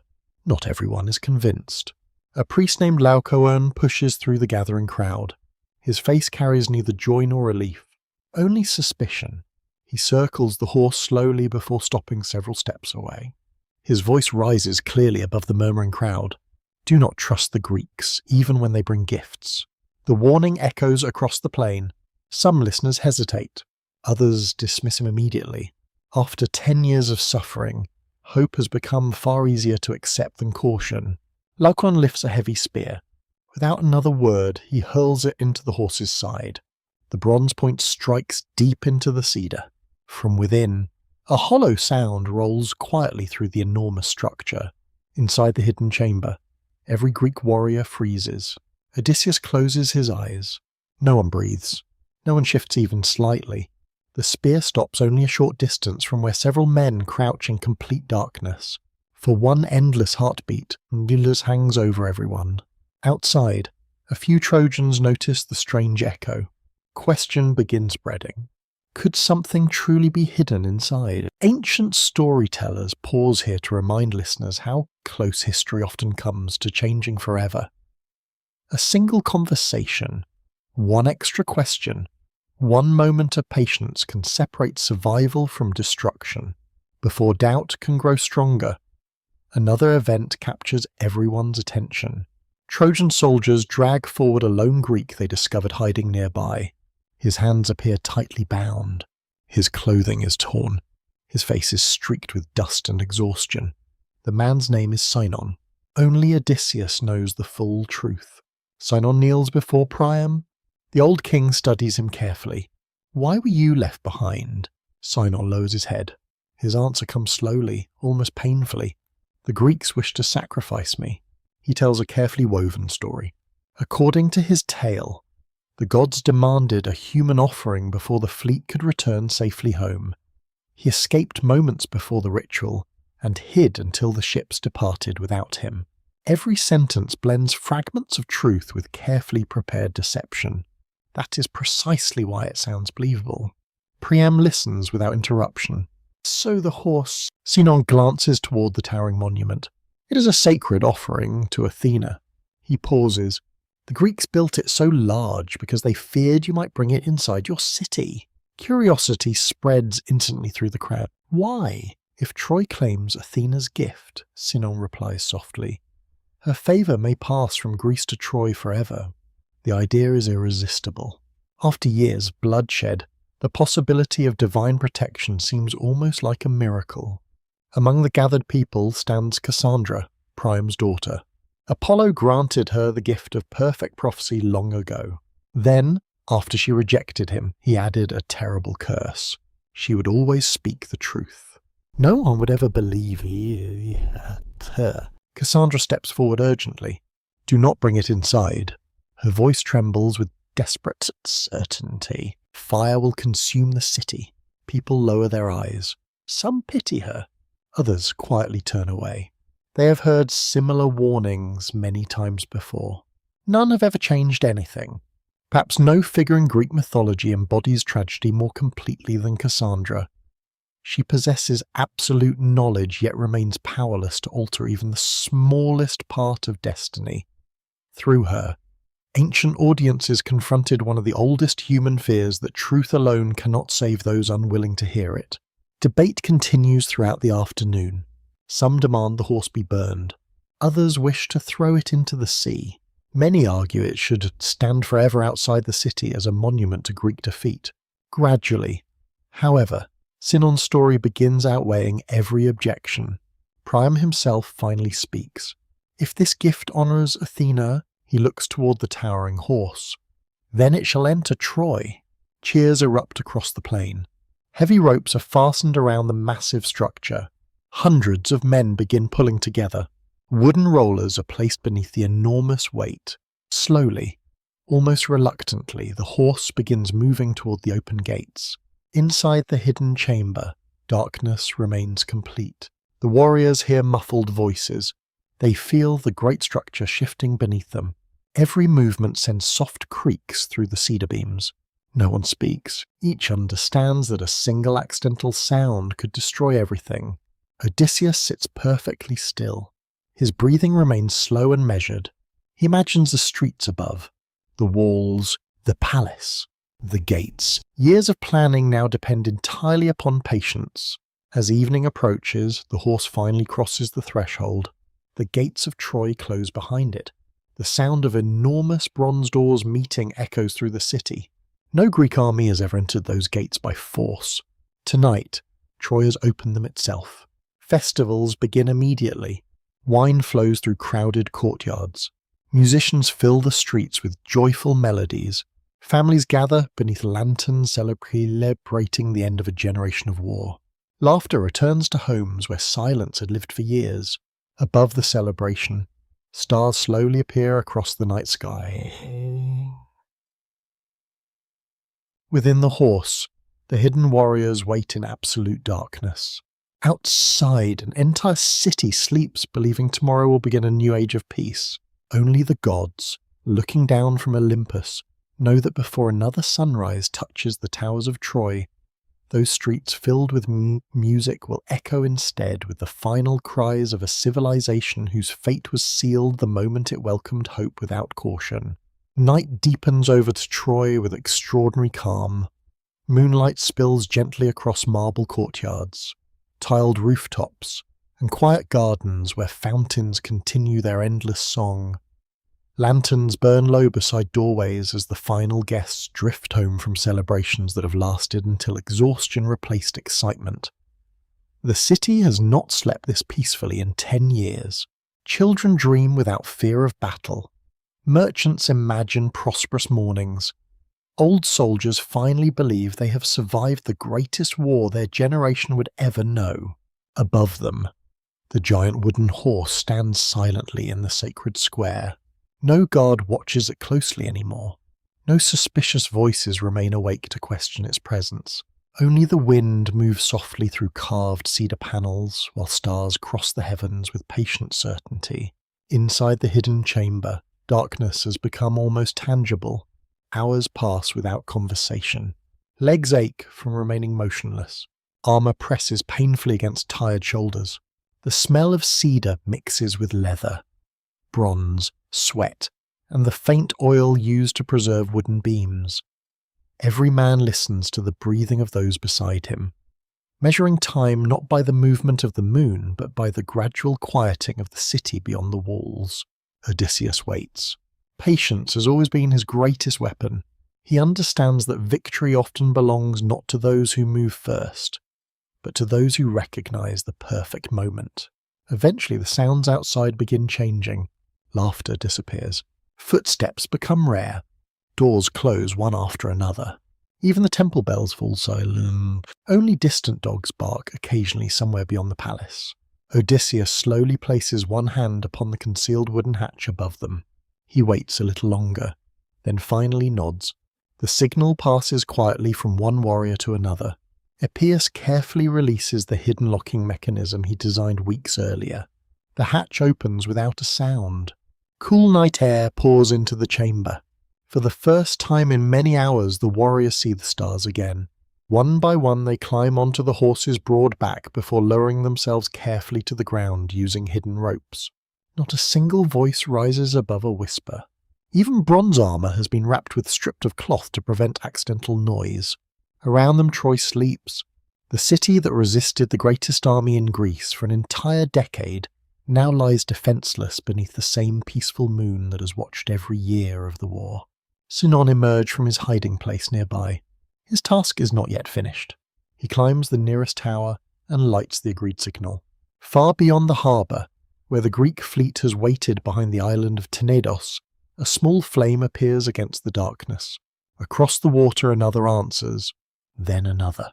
Almost immediately hundreds of oars dip silently into the sea. The fleet begins returning towards Troy. The departure had always been discalm, but it had always been an illusion. The ending of the war has only just begun. Within the city, Odysseus divides the hidden warriors into carefully planned groups. Every objective has already been discussed countless times. Secure the gates! Silence the guards. Open the entrances before dawn. Avoid unnecessary delays. Unlike earlier battles, speed matters more than overwhelming force. Each man understands his role. Years of hardship have taught them discipline beyond ordinary soldiers. Odysseus leads the first group toward the main gate. Moonlight reflects faintly across polished stone streets.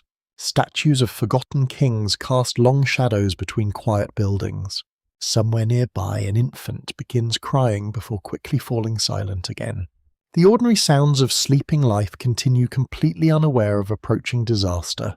The first guards never realize danger has entered the city. They see familiar Trojan streets. Peaceful darkness. Nothing more. Only when Odysseus' companions stand beside them does understanding briefly appear in their eyes. Moments later, the great locking beams begin lifting from the gates. Ancient hinges groan softly. Beyond the walls, thousands of waiting Greeks hear the sound they have imagined for 10 years. The gates are opening. Agamemnon leads the first companies through the entrance. Menelaus follows close behind. Neoptolemus, the son of Achilles, marches with grim determination, carrying not only his father's skill, but also the weight of unfinished destiny. Achilles himself never lived to see this night. Ancient tradition tells that shortly after Hector's death, Paris, guided by Apollo, struck Achilles with a fatal arrow at the vulnerable heel his mother could never fully protect. The greatest warrior of Greece fulfilled the prophecy exactly. His glory became eternal, his life became brief. Now his son enters Troy in his place. Soon thousands of Greek soldiers pour through the streets. The silence ends. Shouts erupt. Bronze crashes against bronze. Temple bells ring wildly as frightened citizens awaken to impossible reality. The Greeks have entered the city. Panic spreads with astonishing speed. Families rush into narrow streets searching desperately for loved ones. Priests carry sacred statues toward temple sanctuaries, hoping divine protection might still remain.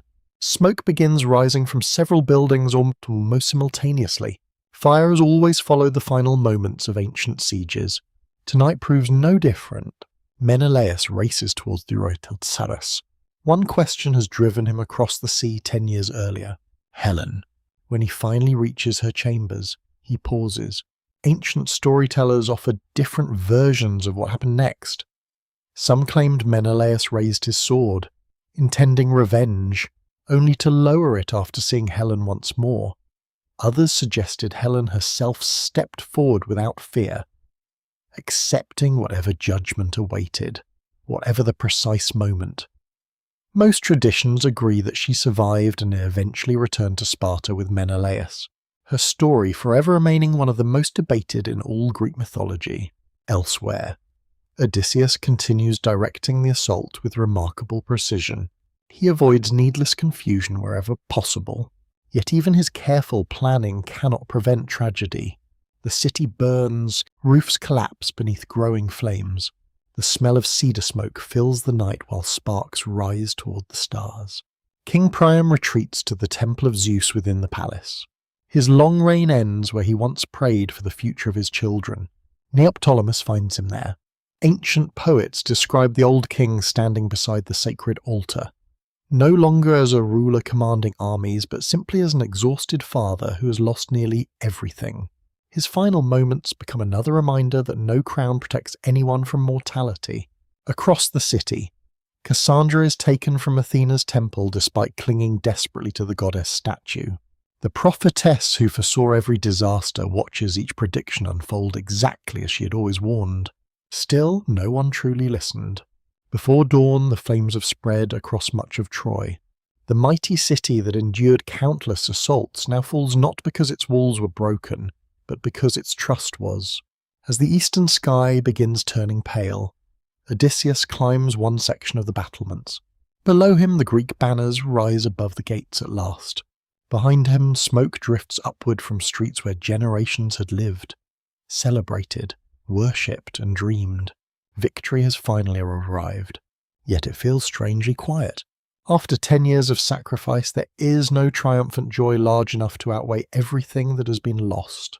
The war that began with a single stolen queen ends with an entire civilization reduced to memory.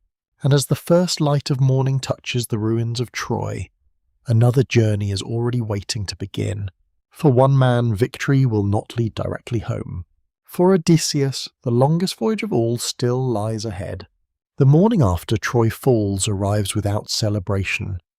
A pale sun rises above the ruined city, casting golden light across broken gates, empty streets, and temples filled with drifting smoke.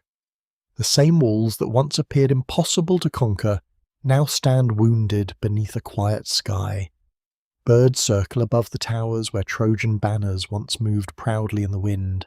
The air carries the scent of ash, burned wood, and cold stone after the long night of destruction. The Greeks have achieved what they dreamed of for 10 years. The city has fallen.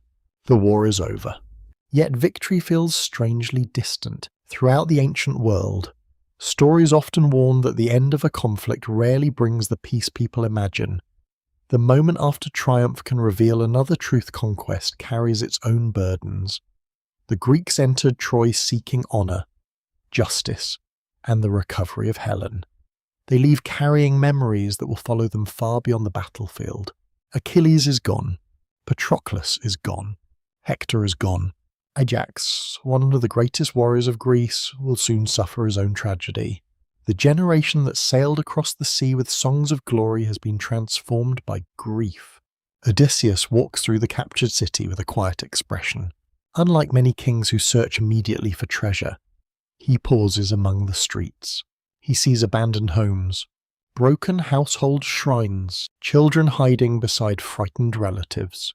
The evidence of ordinary lives interrupted by extraordinary events. For a moment, he remembers Ithaca, the small palace above the sea, Penelope waiting, Telemachus growing older without him.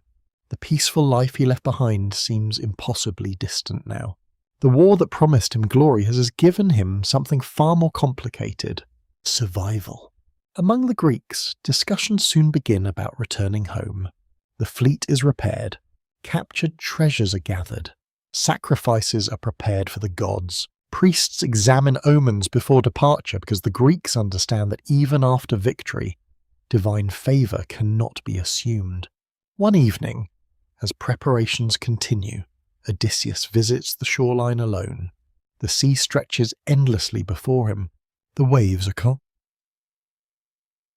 The stars appear bright.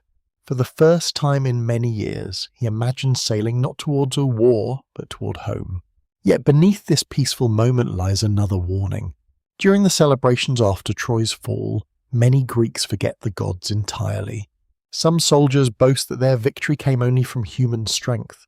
Others disrespect sacred places within the conquered city. Ancient Greek traditions often connected such arrogance with future suffering. The gods might forgive weakness, but they rarely ignored disrespect. A mysterious sign appears before departure. A storm suddenly gathers over the sea despite clear skies only moments earlier. Dark clouds rise quickly from the horizon. Thunder rolls across the water. The Greeks pause. Some priests interpret the storm as a warning that the journey home will not be simple. Others believe it is only a reminder that the gods remain greater than mortal victories. Again, the meaning remains uncertain. Ancient audiences understood that divine signs were rarely simple predictions. They were invitations to reflect on human behavior. Odysseus remembers the lesson. Strength alone did not defeat Troy. Patience did. But patience must continue even after victory. The fleet finally leaves the shores of the ruined city. Thousands of oars strike the water. The ships move westward beneath a changing sky. For many Greek kings, the journey home is difficult. Some never reach their kingdoms. Others return to discover that years of absence have changed everything. The war has ended, but the consequences continue. Odysseus watches the coastline disappear. The smoke rising above Troy becomes smaller until it blends with the morning haze. He does not know that this will be the last easy moment of his journey. Soon the sea itself will become his greatest opponent. The same waters that carried him toward glory will test every lesson he has learned. Meanwhile, stories of Achilles begin travelling farther than any ship. Poets sing of the young warrior who chose a short life filled with eternal fame rather than a long life forgotten by history. Across Greece, children hear his name beside evening fires. Artists carve his image onto pottery. Warriors invoke him before battle. Yet ancient listeners also understood the sadness beneath the legend.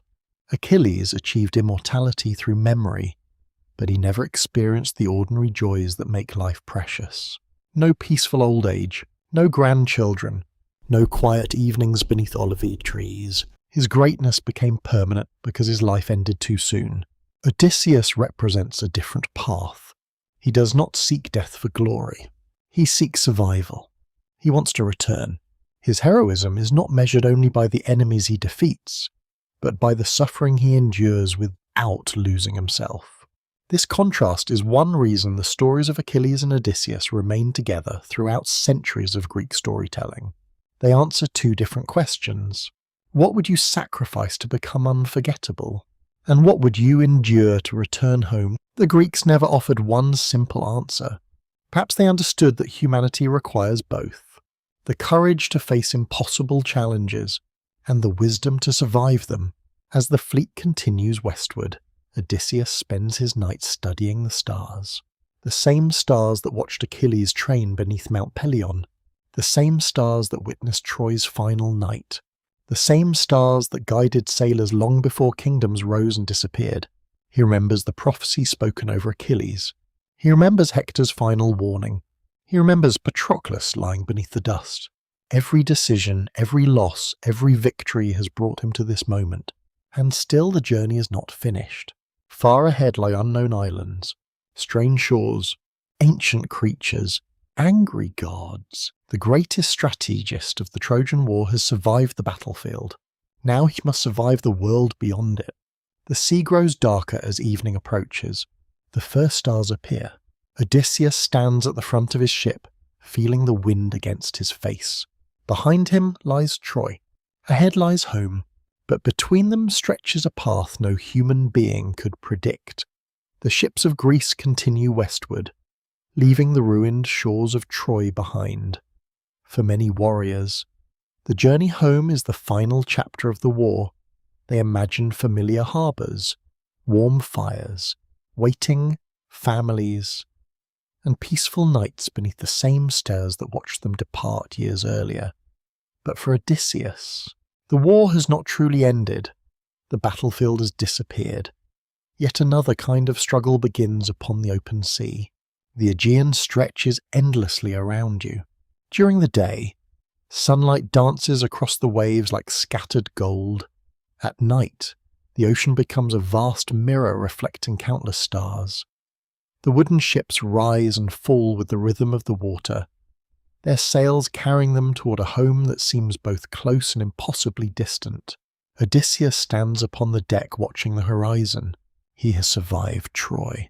He has survived the anger of kings. He has survived a decade of uncertainty. Yet he understands something that many warriors forget. Survival after victory can be its own challenge. The ancient Greeks believed that journeys reveal the true nature of a person.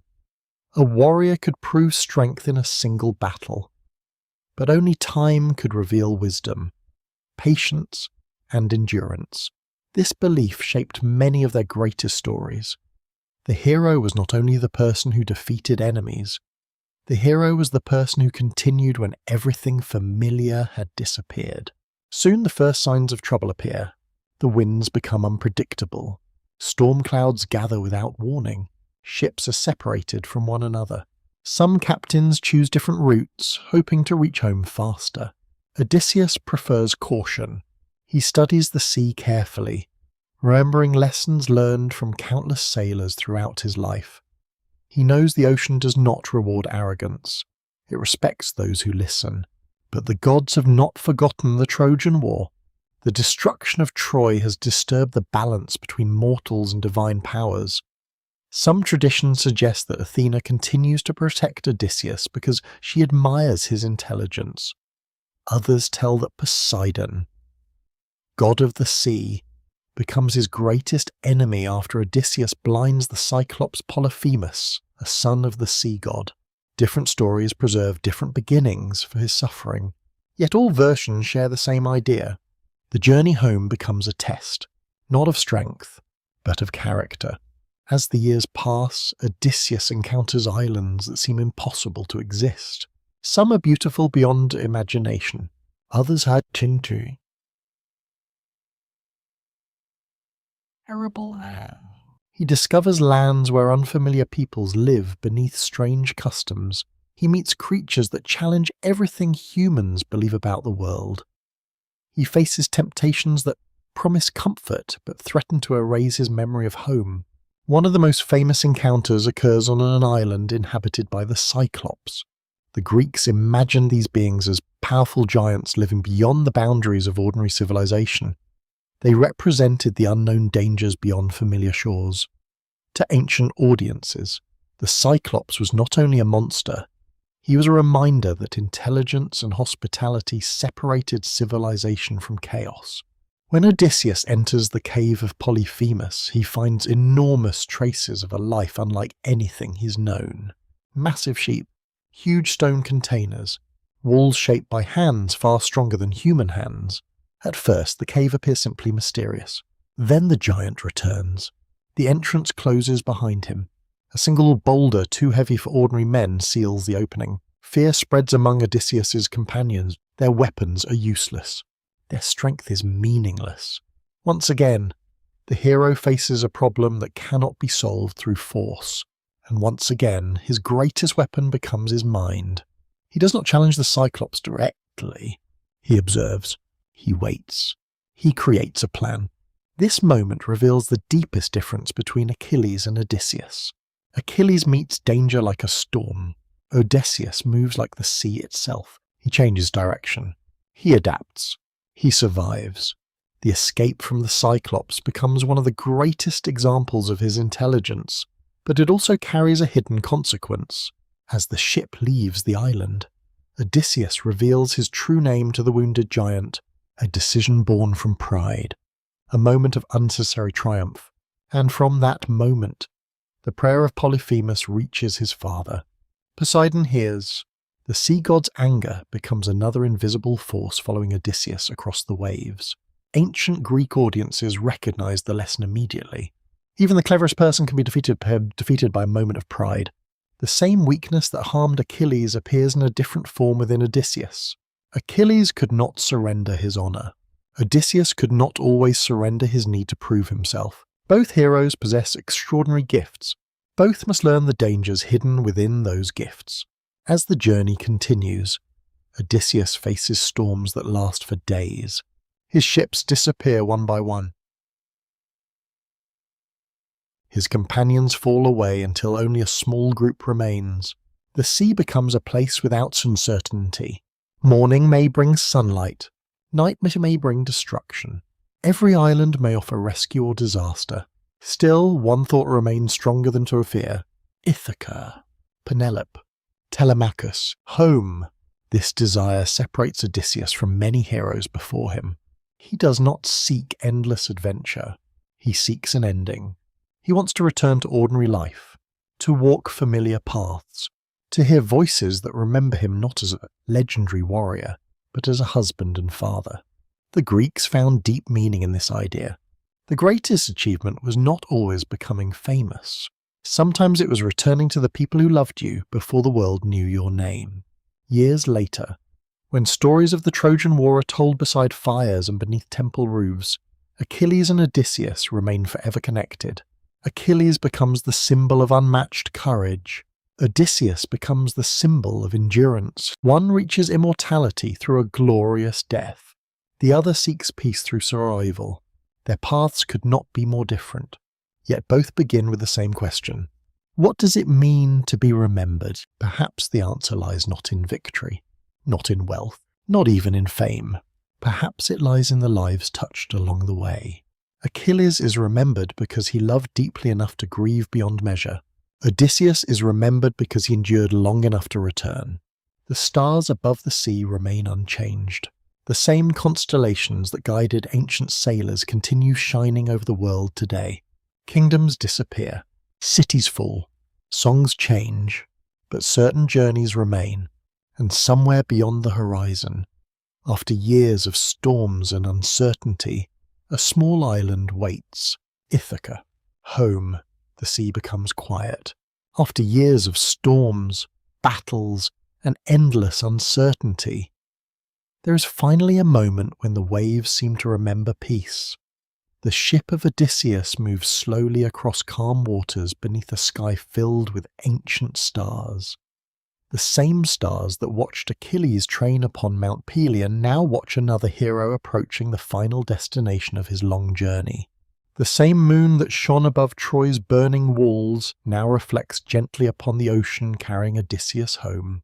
Ahead lies Ithaca, a small island, a familiar shore, a place that existed in his heart even when he believed he might never see it again. For years, Odysseus carried an image of home that was almost impossible to describe.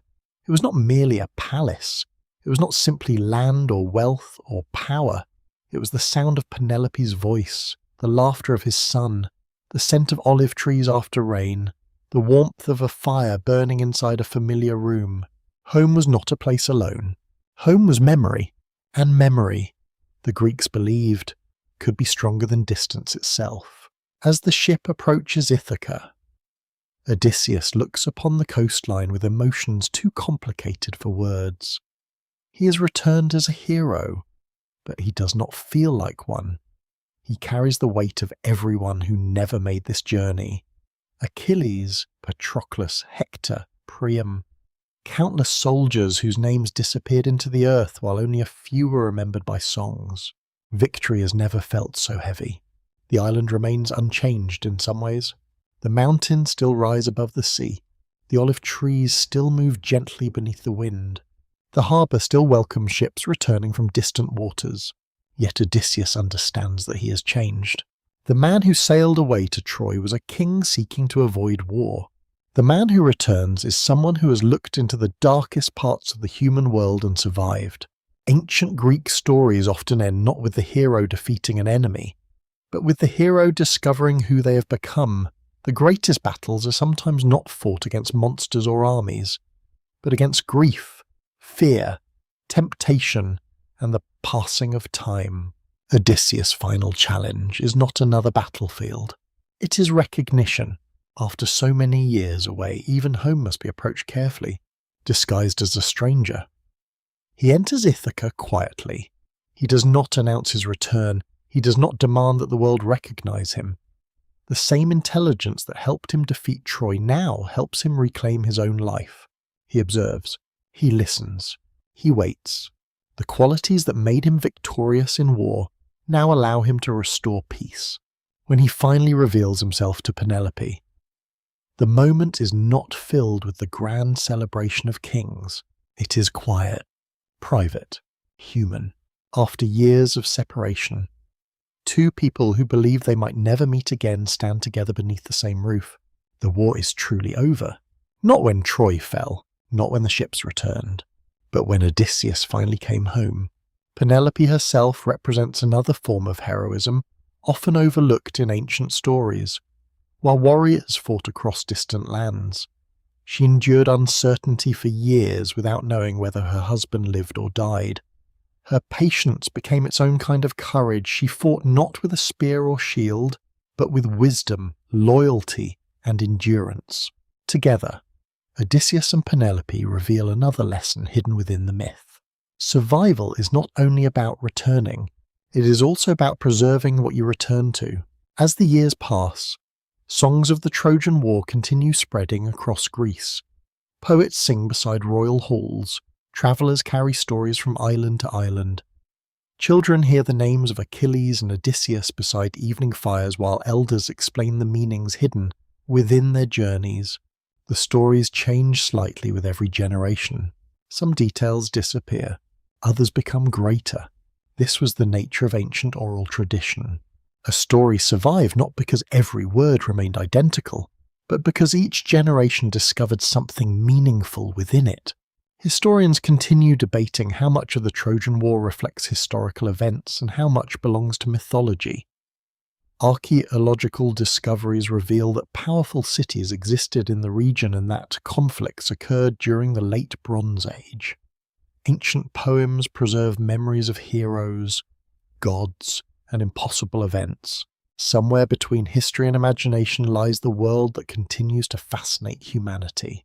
Perhaps that uncertainty is part of the reason these stories endure. If everything were completely known, the mystery would disappear. And without mystery, legends lose something essential. The story of Achilles leaves a question behind. Was a short life filled with extraordinary glory worth more than a long life of quiet happiness? The story of Odysseus leaves another. How much can a person endure before they become someone entirely different? Neither question has a simple answer. Maybe that is why these heroes still feel alive. They do not represent perfection. They represent humanity. Achilles was brilliant but vulnerable, powerful but wounded, loved by gods yet unable to escape mortality. Odysseus was intelligent but also flawed, patient but sometimes proud, a survivor who still carried the scars of every person and place he lost. Together, they represent two different paths through existence. One reaches toward immortality, the other reaches toward home, and perhaps both are necessary, because human beings have always lived between these two desires. We want our lives to matter, and we want somewhere to belong. Night slowly descends over Ithaca. The palace grows quiet. The sea breeze moves gently through olive branches. The fire inside the home burns softly. Far away, beyond the horizon, Troy exists only as memory. Its towers are gone. Its warriors are silent. Its kings have become names carried through time. But the lessons remain. The ancient Greeks believed that every person leaves behind a story. Not everyone becomes Achilles. Not everyone becomes Odysseus. Most lives are not remembered in songs or carved into stone, yet every choice creates a small legacy, every act of courage, every moment of kindness, every sacrifice made for another person.